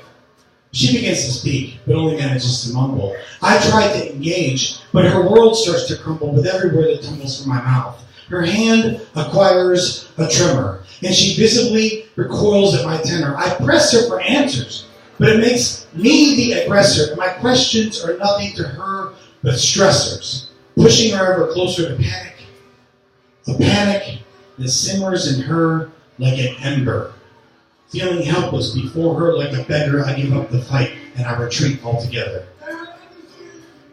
She taps the table repeatedly with a cadence that belies her neatness, as though she's trying to repeat a sequence heatedly. Each of my gestures interrupts her focus, causing her to respond freakishly and forcing her to reboot the process continually with a frustrated sigh. Waiting for the ritual's end is futile, but halting it only fuels her disapproval. I confront her compulsions, but I'm met with refusals, and the bitterness between us spawns the accrual of angriness that underlies her condition. The meal that I eat offends her. The mere sound of my voice offends her. The color of my jacket apprehends her. The tone of my words condescends her. The topic I discuss only extends her anxiety, and the man I become now only prevents her from reaching her hopes and dreams. Every empty gaze I receive from her makes me wonder why I haven't taken leave of her, and it baffles me to think that I was once interweaved with her. There was a time when I thought that all could be achieved with her, but now all I know are dinners that are grieved with her. As we head to the car, I try to walk by her side as though we're a couple, a loving husband and bride. But she takes great pains to ensure the divide between us is only multiplied. And as we settle into the car, I can see that she's mortified, that she'd rather be crucified than spend another minute alongside me. The ride home is an exercise in distraction. I listen to the vain old contraption of talk radio while she feeds her attraction to Facebook and Twitter and Pinterest and Instagram and any other proxy for real interaction. Each of us is a singular faction searching in vain for our own lonely satisfaction. There was a time so long ago when we both had compassion. When conversation between us was more than a transaction, but every word we speak now only leads to retraction. So it's easier to stay silent than to risk a reaction. I used to believe that she had an affliction, that the friction between us could be cured by prescription, but years of silent contrition taught me the folly of that position. There was only one way to secure her remission, and it requires the removal of my implicit opposition, because there are no others who make her wheeze. And when she's alone, she feels totally at ease. It's only in my presence that she starts to freeze. And though it doesn't take much expertise to see that I'm her catalyst, I'm her adjutant, I am her disease.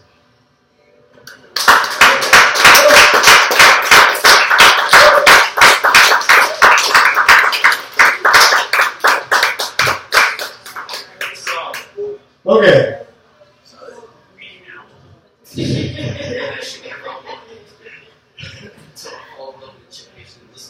Yeah, and I'm on repeat too. Repeat. Alright. One more and y'all don't meet till December, so. Some of you here might have heard this from church before. Maybe. I don't know. It's talking about a little time I had in Las Vegas.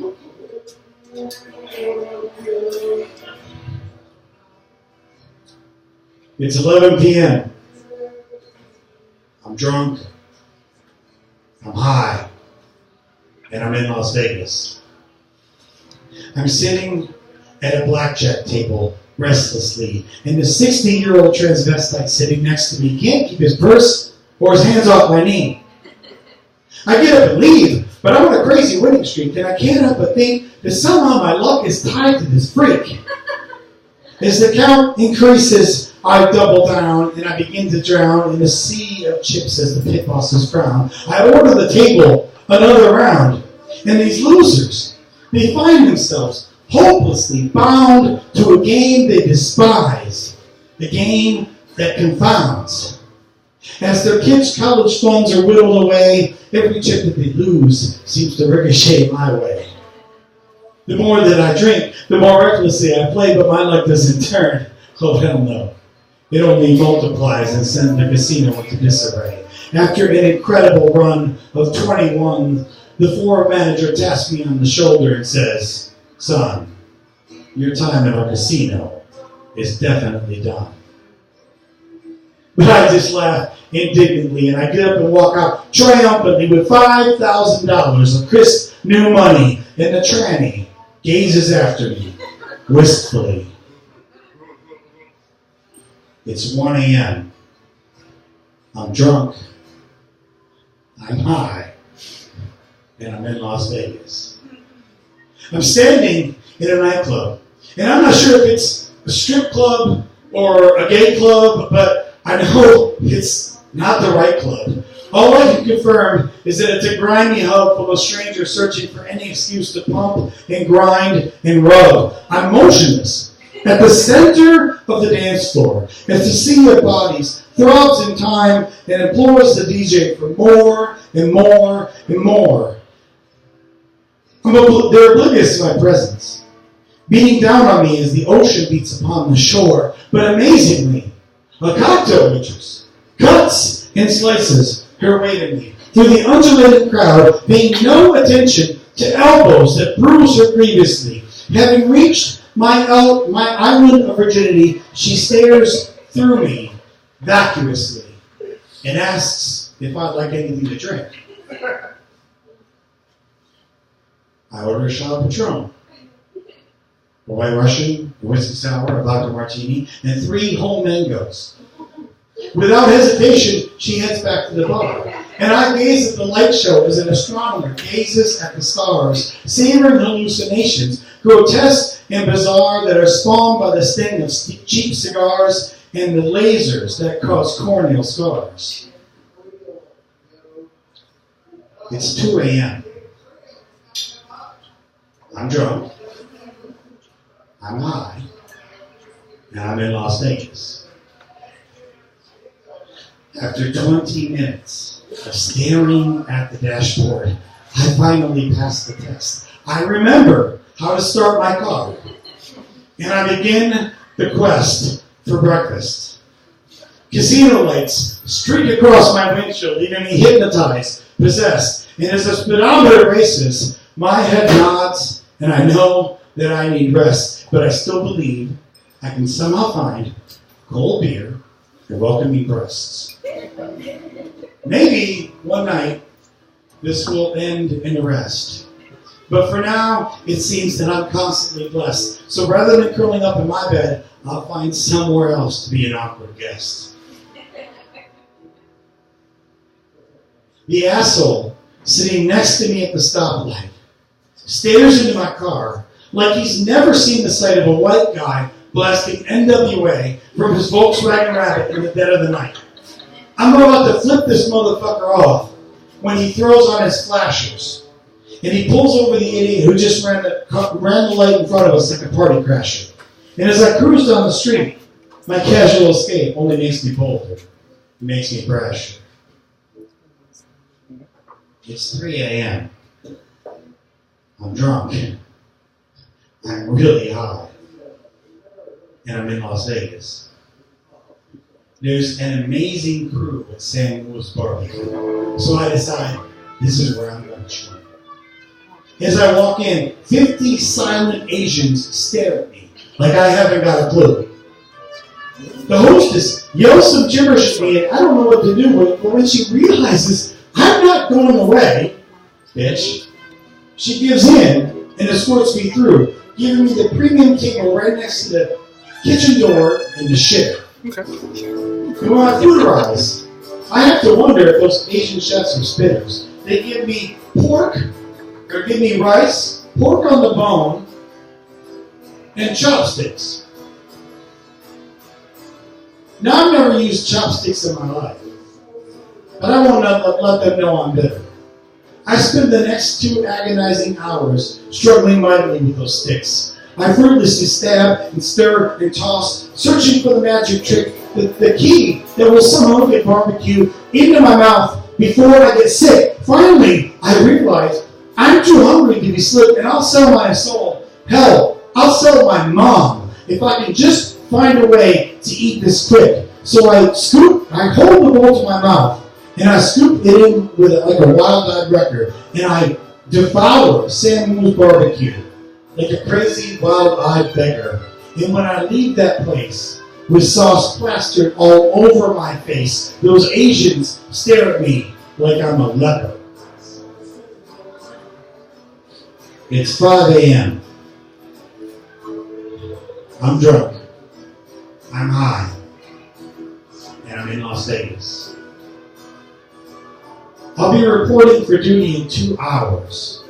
But there's no time left for alarm clocks and showers. Later, I'll be scolded by military powers, but for now, I'm still searching for candy to devour. The home I'm in on is not my own. The couch I sit on is totally unknown. People here, the couch I'm on is not my own. The home I'm in is totally unknown. People here,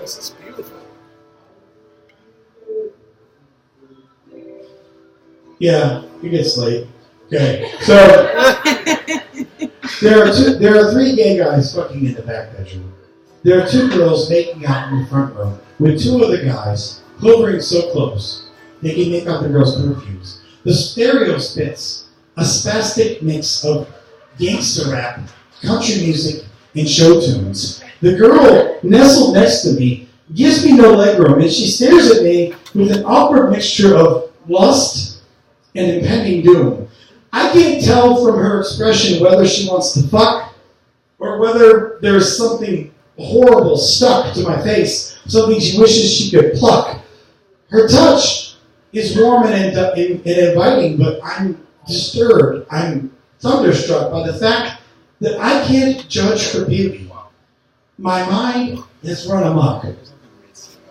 I can process all the details of her face. I can identify her hair color, her smile, her weight, her race. But somehow, the categories of gorgeous and ugly have both become interlaced. She strokes the bulge of my pants and starts to come in for a kiss. But my fleeting attention has already become completely and utterly focused on the center of the living room and a 50-year-old cocktail waitress. She dances awkwardly and alone. He doesn't realize anything's amiss. She waves her arms around like a little girl who needs to take a piss. And when she closes her eyes, I can visualize as she starts to reminisce about a time when she wasn't an embarrassment, when she wasn't a meth addict. She motions for me to join her, and I shake my head, but she insists. And at this point in the morning, I'm not sure exactly what I can resist. For that matter, I'm not sure if the tongue in my ear belongs to the girl on my side. And I would leave this place if I could just remember how to get outside. But the confusion that I'm dealing with now is the confusion that I supplied. So I close my eyes and I wait patiently for the daylight to be my guide. It's 7 a.m. I'm still drunk. I'm still high. And I'm somewhere in Las Vegas. My man!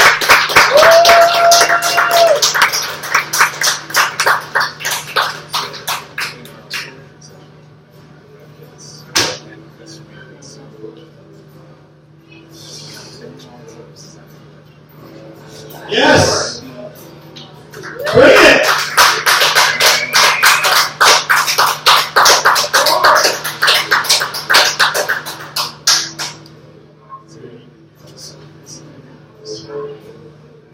Ah, man, just my first time on stage. Welcome!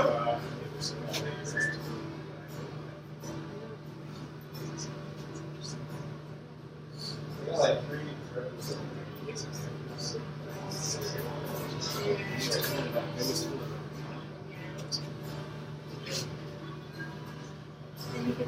only can speak darkness and answer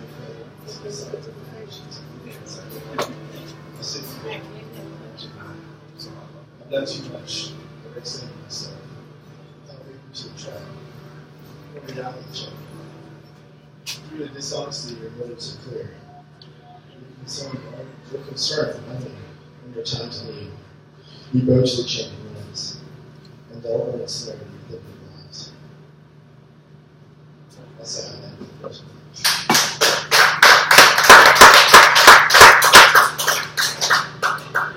Alright, number 2. This one I was coming out of my sister's apartment and saw this lady taking her trash. You know, I'm pretty big now.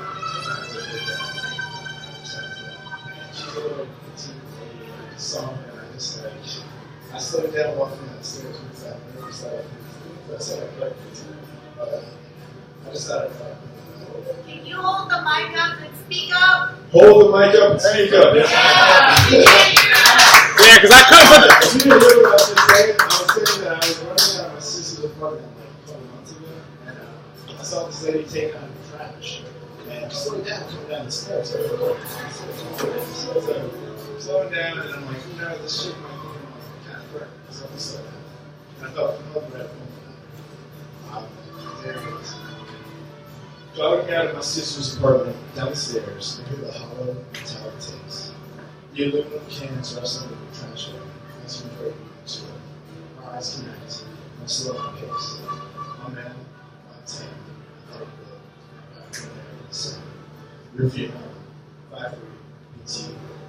Either Hispanic or Western Europeans. Natural today.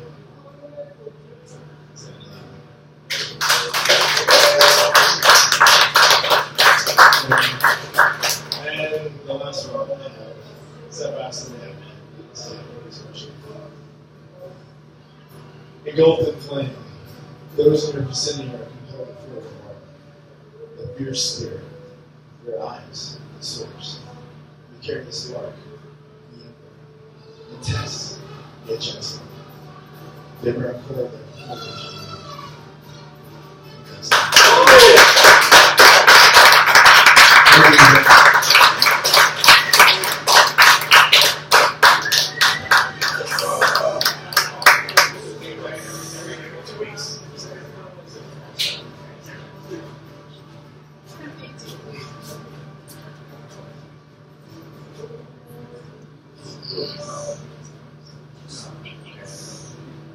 Okay, so Warren's gone. We've got Dan. Doesn't mean you couldn't get up again. So we are. One of these. Whoa! Back up!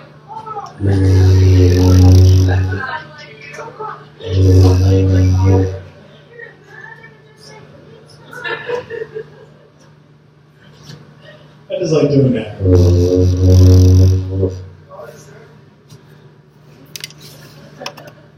Do we have anybody? Bueller? Anybody?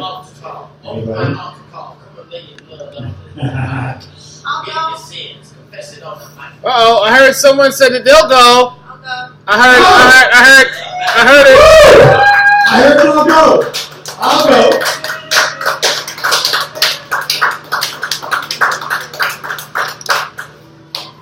I think that's Sarah.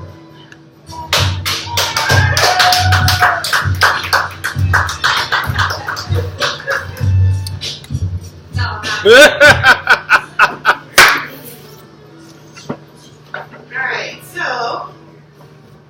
I'm totally terrified to say this one out loud. I've actually never said this out loud before. I ran it by curly hair dude in the back, and he's like, it's cool. I know who she's talking about. It wasn't me. Wasn't me. So this was about an experience of really thinking that I was sharing my heart with a guy, and really all he wanted to do was just get in my pants. Shocking. Can't do that? So it's called Beautiful. To love a real bare naked woman. She's beautiful. She shines like the golden fingers of God piercing through the trees. Even the morning birds totally sing out her glory. She's got skin that's smooth and soft, eyes that are kind, big heart, it's broken, beautiful, and tragic. Beating and pieced back together, yet it's still big enough for someone. The most beautiful mess anyone could ever want. She's the one that leans against the bedroom door, dressed in a baggy t-shirt and shorts, piercing blue eyes, looking at him. Slowly she begins to undress, get naked, bare. Skin, muscles, and bones, bare naked, shaking hands, and totally sweaty palms. Pretzel feet, pretzel brain, bare naked heart. The top button. The first bit of fabric begins to lay bare her heart. The small beginnings, the tiny bits and pieces, just to see if it's safe. The first time that she was made fun of. The embarrassing moment in high school when the 100-pound weight counted calories. The time that she said, I love you, and he didn't.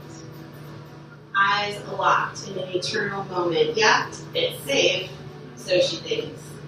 She reaches down to unloosen the first button of her t-shirt. His eyes get big, and she stops. Fingers pausing. Her lips are still moving. Each word, her heart. Tiny drip drops of the most precious liquid that she could ever give. It's her heart.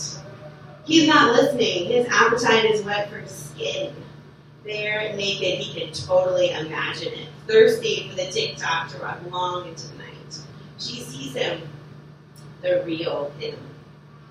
Eyes for her bare skin and deaf to her naked heart.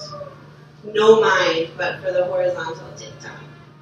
Hands to round her curves like the hands of a clock and the tick-tock.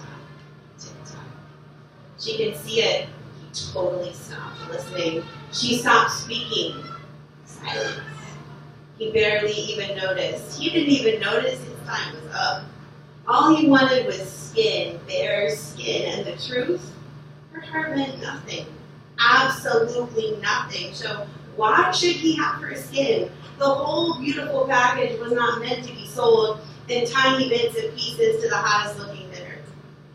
It goes to the man who wants the whole package, with eyes to see her eyes, heart to see her heart, mind to challenge her mind, skill that can handle the tick-tock and beyond.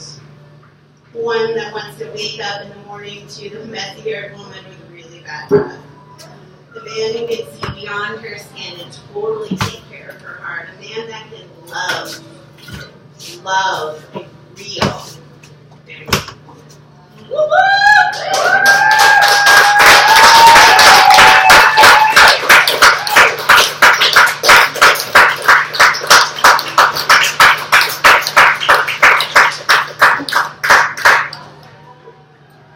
You can lie to get in the woman's pants? Really? No. Shit, and I've been doing it Not wrong. this one.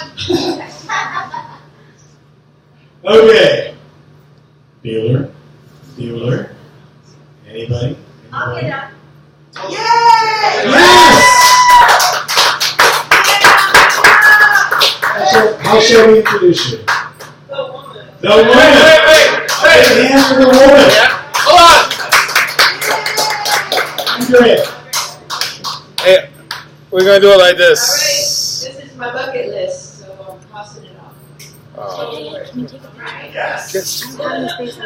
Yeah.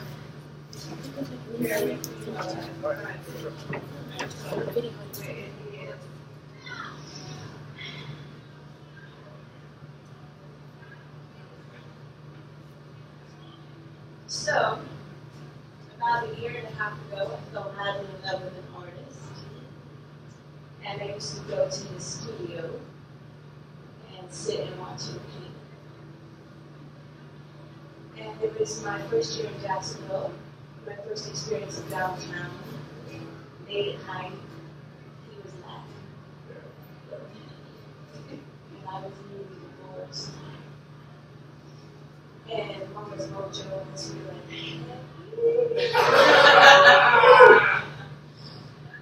so, there's a dance in Latin culture called cumbia. Yes.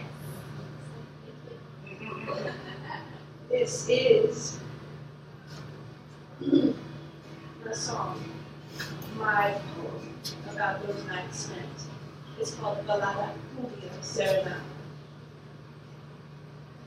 Brush, scrape, rub, love, stroke, sweep, stroke, stroke, swoop, slide, down, lock, stroke, sweep, stroke, stop. Mesmerized, catalyzed by wet spirals of inevitable conclusions, drawing me into your world, like one of the paintings I watch you create on nights when the city outside sleeps and inside the quiet hum of your studio, you sing to me with the rhythm of your colors to the measure of your movements. Brush, scrape, rub, love, stroke, sweep, stroke, stroke. If my body were your canvas and your tongue, a gentle brush, would you paint me in the colors of your viridian green love, your indigo joy, your citrine arrogance, your petal lush secrets, Algerian purple lust? Could you blot away the crimson stains, smudge to blend the handprints of past lovers' transgressions on territory that you know clear, sweet fresh in a dress, sweet, slide, down, locked, stroke, sweep, stroke, don't stop.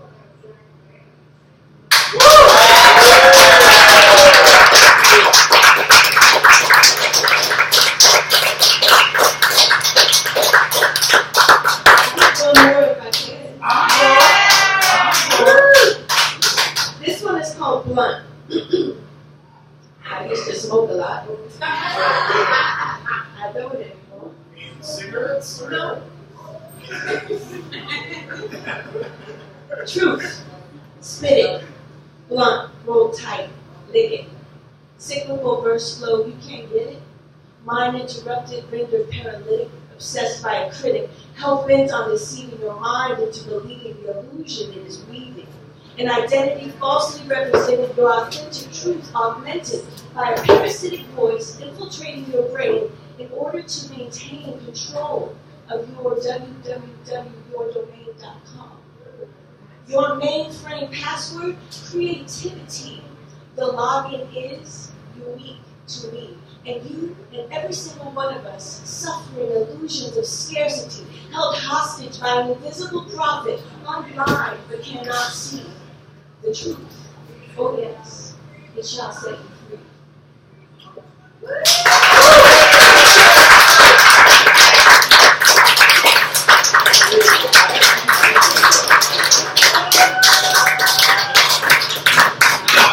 Alright, so I'll say it. I know Corey felt it. A couple others felt it. I mean, straight just blew my fucking mind right there. Done. Hot. Thank you so much. Wow. Keep it going. Keep it going. I'm blunted on reality now. Like, I'm all messed up right now. I don't even know. We didn't have a list. Like, I don't know what's going on here. Alright, so I see some other people. Who wants to come up? Come on, let's go. I know that people want to come up on stage. Because no one wants to speak. What? Where's Barry? Come on. Let's go. Let's go. Oh, you want some beats? The cycle might happen in a minute, in a hot minute.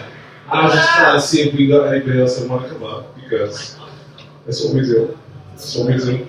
So, if no one is going to come up, I'm going to ask my partner to do something, because I'm going to be without for a hot minute. It's going to be a month where you're only going to have this mofo on stage doing some crazy, outlandish stuff, because I got some stuff in the works that's going to blow it.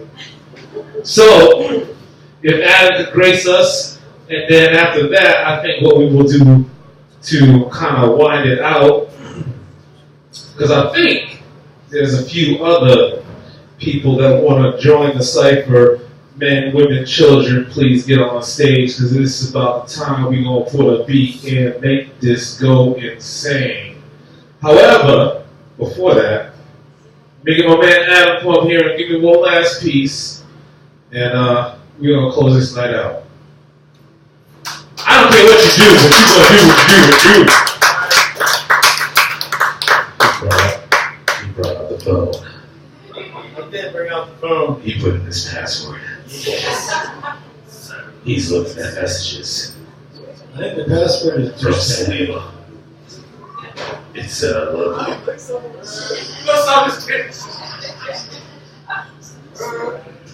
Okay. I feel like I'm retiring and shit. You know, like I've enjoyed all this time, and please come visit me at the home. And, you know, it's a going away party. That's all it is. I know. Going away party. I'm gonna miss 2 shows, but I feel like somehow I'm like going away for a long, long time.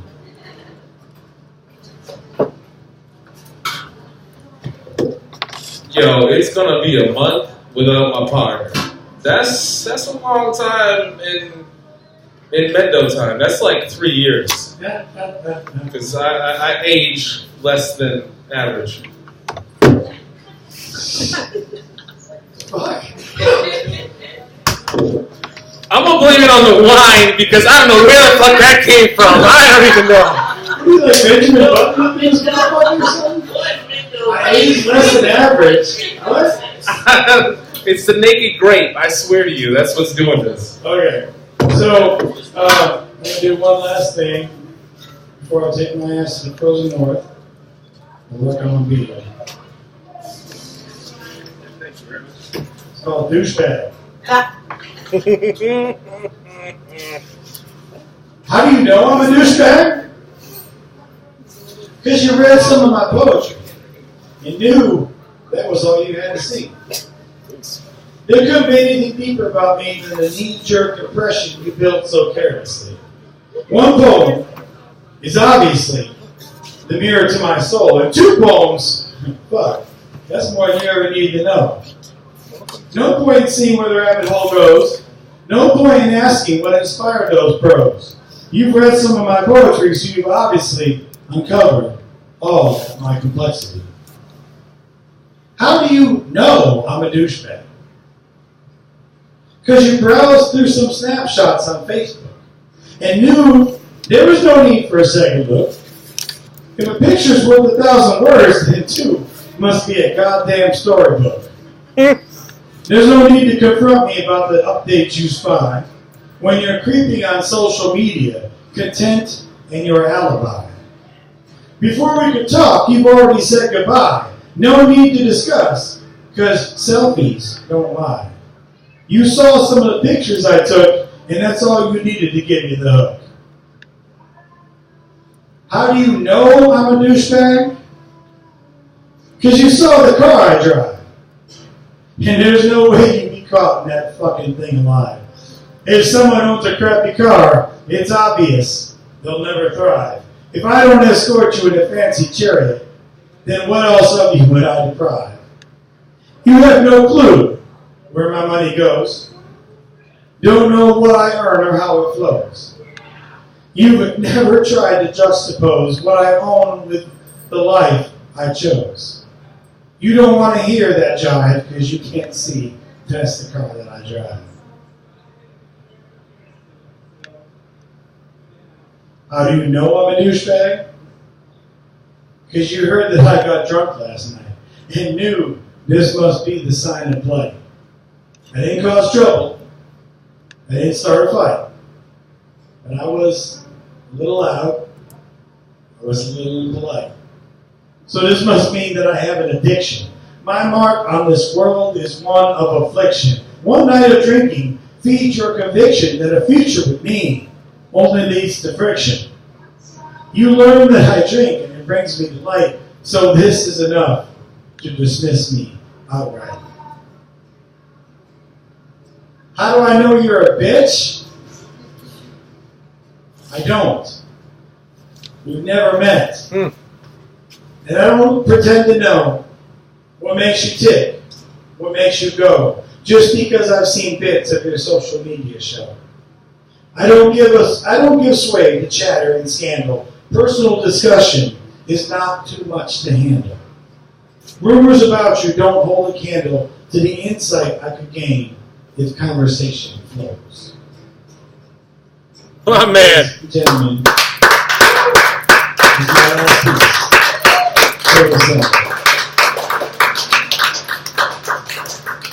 I'd like to give a big thank you. This isn't just catering or kowtowing, but this has been one of our coolest nights. Seriously. We've had some amazing new artists. We've had amazing works from existing artists. We've had a full list. We've had some amazing shit going on here. And none of you realize how much I appreciate every butt in those seats, every person standing on this stage. It's been a really awesome night, and we're going to do this again and again and again.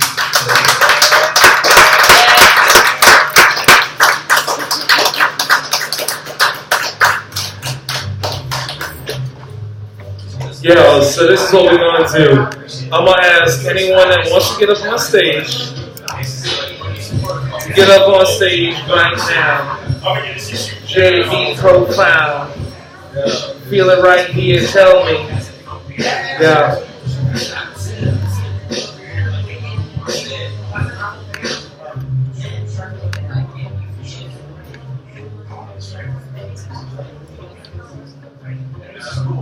Hey, yo, Corey.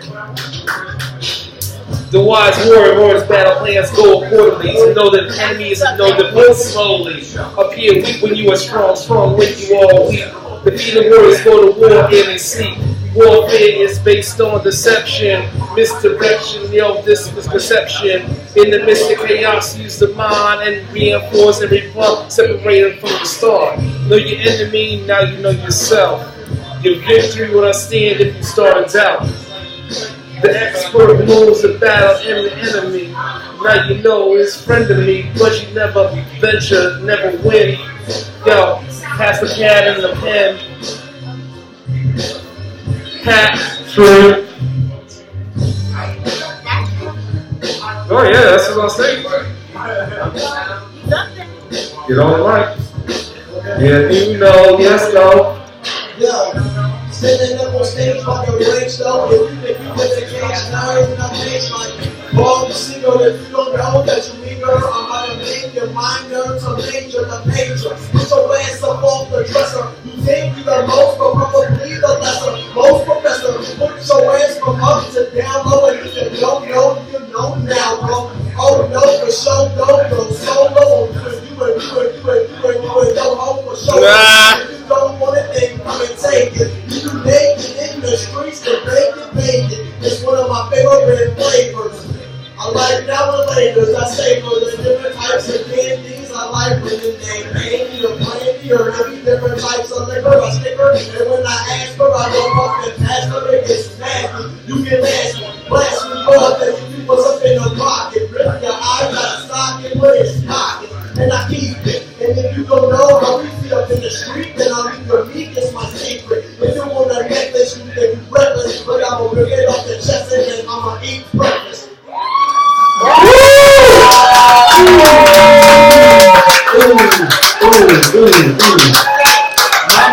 My man brought some fire.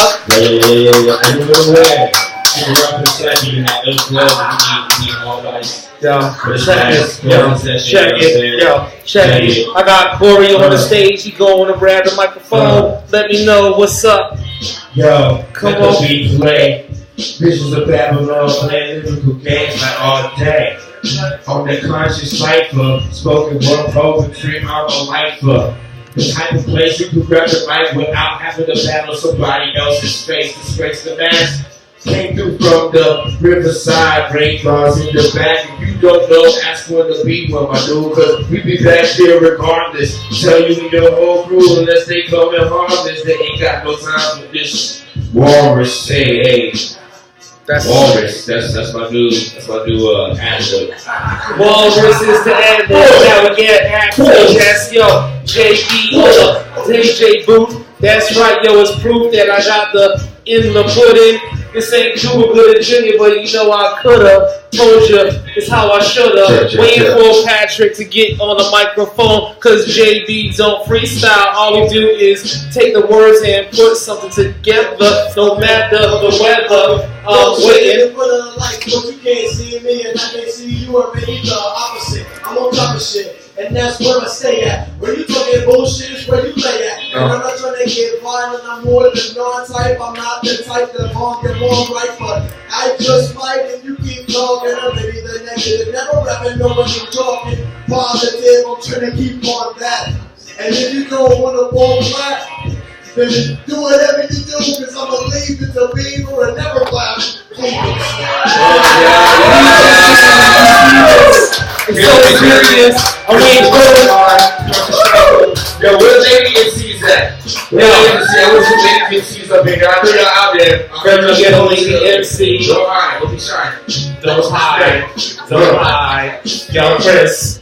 Yeah, everybody in here came to party tonight, and everybody in here is starting to feel all right. To the sounds of the gift, the left, right. My man. I'm dropping and lifting. They all sweating. You want to wipe off the sweat. I'm about to work you out, and here comes the next set. You're not my usual taste, but you leave me days. You make the chef want to cook the way them hands play. Oh, you say body, you right there with your pretty little smile and silky blonde hair. You so cute, you so thick like milkshakes with no milk. I want to kiss your designer for the way that you built.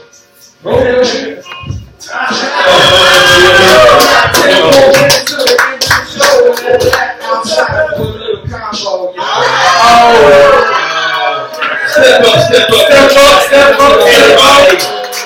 It's all love. Yo. My man Chris Spinach. Yo, Chris. On the beats. Yo. Conscious freestyles come up on the scene in the spotlight, obnoxious, like the old version of the jazz house. We become spin in front of all houses, shouts out to the ex-spouses. When we come through, blow the wind upside the clouds. It's like, come again. Call me Ron Jeremy because I come again. And we understand, we be making like kicks to the shit from toddlers. You can't fight back, it's only attendance. Can't fight back, can't touch me. Like Peter Griffin saying that one shit we was, you know what I'm talking about, hey. This is an example, you know what I'm saying? Completely, guys even know how to rap and learn how to rap. You know what I'm saying? This is like some free exhibition type of rap. People want to understand how we do it back. Word to business, the BabbleOn, we are the back. This is so back. It's 14. Shout out to 2018. Yo, check it. Yo, it's advancing for more peoples, bringing sequels, there's the Eagles. Yo, you be my buddy, but something's funny, yo. That nose is runny, yo. White buck, where's the money? You can ride or die, don't duck and hide. 5 this for youth come inside. My palate on my mental brainstem, I'm causing lyrical mayhem with the words that I'm saying. You hear me? That's right. My name is JB and I come from the place of Boston. I know you heard of it often. We won a Super Bowl. We won a Boston. We won a Super Bowl. Then after that, we won a World Series. Now you hear me, but that's all good because my man Spence on the mic. What's left? What's left? What's left? That's your right. Hi guys. Yeah. Hey. What's going on? Yeah, I'd like to get up and smile in front of the crowds. I'm really happy that you all are here, and I'm proud to do my comedy bit that I did a little earlier, but everything I'm going to do now is fucking gnarlier. I'm just going to I'll wear the sweater, and I'll do it the next day too, because that's the only sweater I got. It's the only one that's in the closet. But I like that computer. I don't see the screen on it now. I'm running out of work, so I just going to get off and light red and then yellow, then blue and then green. I'm just seeing if I see anything that I want. I'm just going to make stuff up and say that we'll give that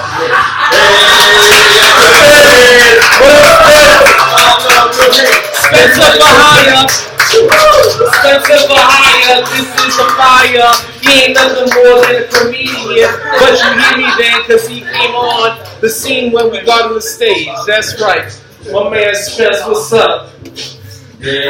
Spence. Obsession, luck, it's like a Russian roulette, but you might luck out and be found out that you ain't actually quite fresh.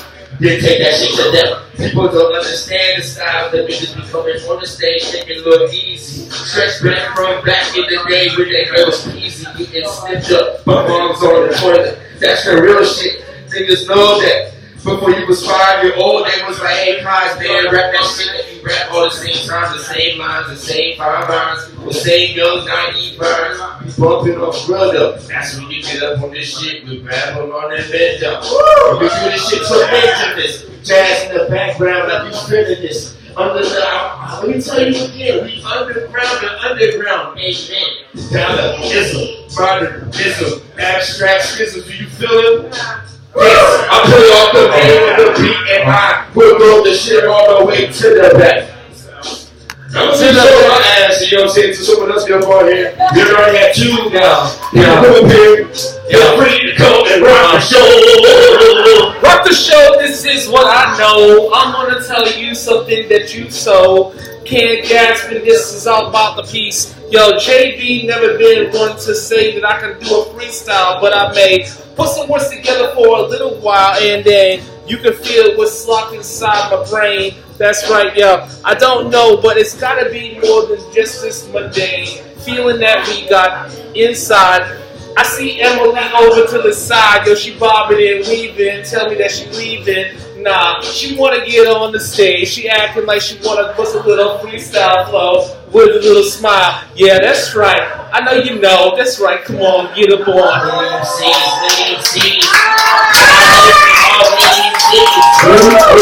We still AMCs. With my fitness track, come on, give me some fitness track. Yo, AMCs, where you at? AMCs. AMCs. I don't know what I'm doing, but I'm up here on stage. I feel like I don't know what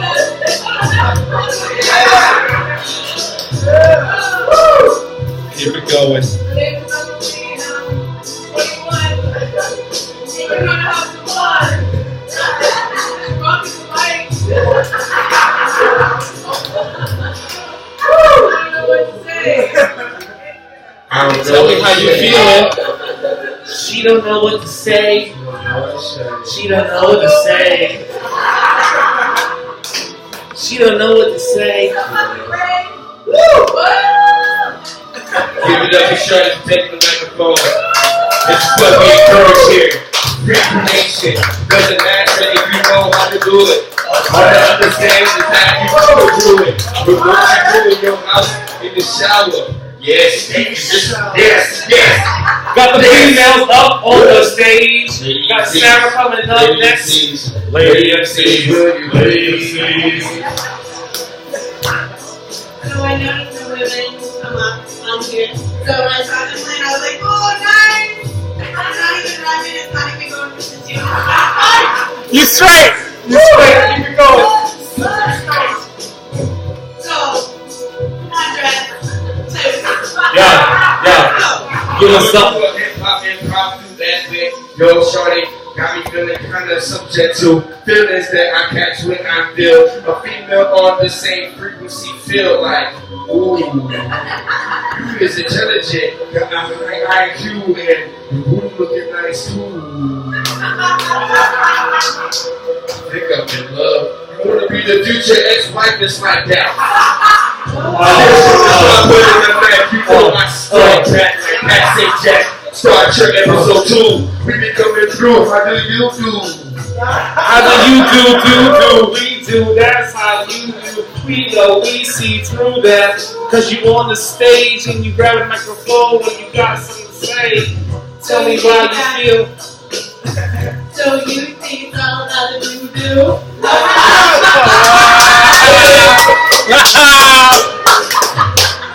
Yeah, so that just happened.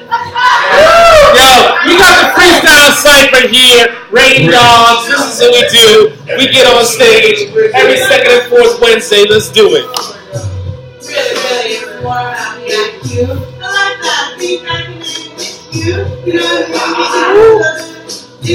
Take that something down and that just happened. Right. Tell me what's up. Tell her what's up. Conscious of the type of journalist to the self-conscious. I spit the charisma, gave it nonsense. You could call me Henry Parker. How I pass the love magic. I'm a romance. I spread my love like cancer, but put it into a girl and not a hamster. Love that's coming through with this to a pineal gland. Best believe it's better than Kama Sutra. Temporal intelligence. They be like, that's irrelevant. What you gonna do about the bills? Best believe cause gets grilled for days. I feed and bring bread back to the nest. Alright. Come on. I want to hear the other story that came up here. I want y'all two to spit against each other. It's no competition. Everybody is awesome. We're just trying to, get everybody warmed up to the this is your community. You know what I'm saying? Everybody lives on the same general area. That's right. People that when you be doing the stuff you be doing that, you don't be thinking nobody, you know what you're doing at home, in the shower, or the toilet. These are the people that also be doing the same stuff in the vicinity. So even if you ain't really got up on stage, we waiting for you to get on stage in the future happenings. In the future. Yeah. Neil Tyson and Ross, the way I believe in quants and pictures, I spit to this pussy so fast. It's believe cause the conscious about to just sit. It was having fun. 6-speed shivering transmission, it's time to listen. Got this Bruce Banner blood vision, your new edition. Can't give the condition, yo, so what am I missing? Walking in the room, ignorance is feeling this. You got no substance in your main ingredients. Your 15 minutes of fame and this instance is meaningless. Yo, JB just put you on point, told you how we do it down in this joint. It's called Rain Dogs. Yo, we on 1045 Park. That's how we spark. I ain't lighting the bud, but I'm gonna tell you now, my man Patrick feeling the vibe. Yo, he's going for his third. It's the hat trick. Make it yell, come on now, it's magic. Yeah, I like to go to the bathroom, but not in the bathroom, in your back room. So I'm sitting in your closet and making a motherfucking deposit. Get the fuck out. That's what you scream before I touch down. When I got that fucking brown, hair downtown, come on now, brown cat. I don't know what that means, though. I'm breaking out of the seams of my jeans, bro. Levi Strauss. That's the only jeans we wear in this house. No borderlands, no regulars. What, I don't talk to strangers? You must be crazy. First name Pastor, always get swayed. Yeah, he gets eat it. That's it.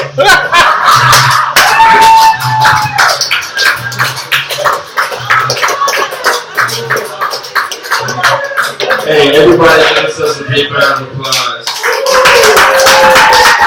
Honor yourself. Peace, stay tuned for the beat of that silence. Yeah.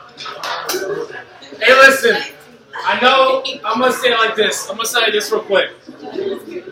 Yo, real quick, I'm gonna say it like this. Most of y'all been here before, some of y'all it's the first time. For your first timers, I really appreciate the love that you guys came back here and gave us.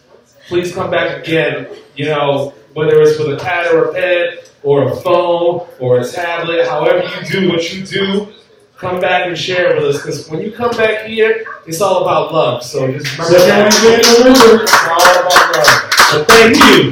Thank you for this legit. Be here the second one here another hour. Hunt you down. Every one of you. I'm getting names.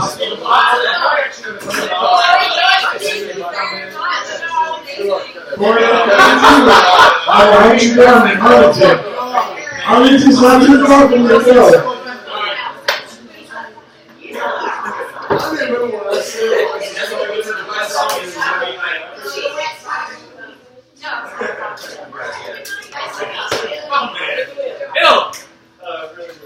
I'm the shortest jazz boy, it's the boat that about to just one word.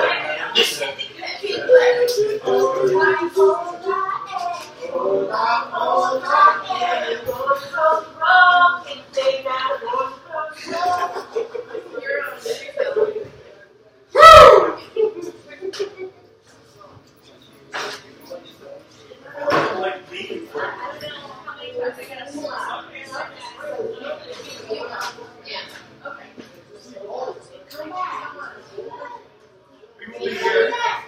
We love you. Come back again. Write more. Write longer. Very good. So where are you going? To Michigan. To cultivate the beer. That's the reason I'm going, you know, because the beer will go 3 times faster. You connect with family. This is 6 months growth in Florida. This is 2 months growth. Oh, so you think of the ground you come. Exactly. Oh dear. That's easy top. Really ready to go. Well, good luck with your career. I'm going to braid it up and put beads on it. She's already started the braiding. She's already experimenting with the braiding. I'm really eager to find out. I don't get there until like the 20th, so I'm excited to see 20 days of work. Yes. What it's going to look like. It will be furry and luxuriant. Very luxuriant. Luxurious. Okay. What are you using as beard conditioner? That's what I'm wondering. You two have a great night. Both of you. Thank you.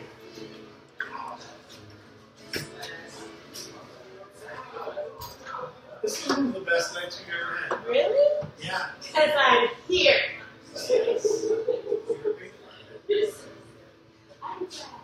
I mean, we had like a huge list.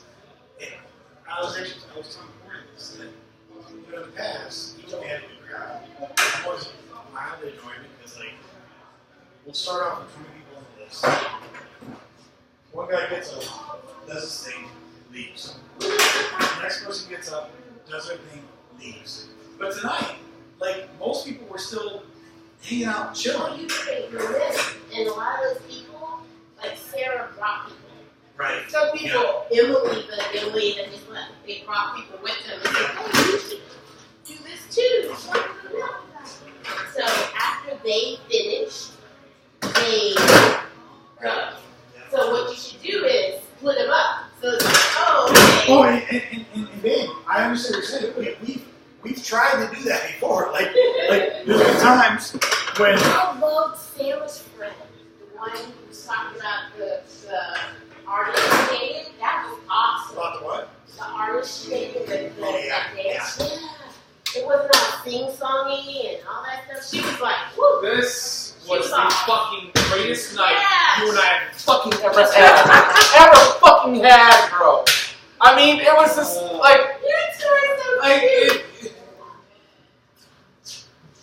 Don't start crying, Jason. Don't start crying. I'm so proud of you both. emotional. I felt stupid and emotional. Like, and then I was like, I felt like I was living for Forever. years or something. Like I was. That's You know, not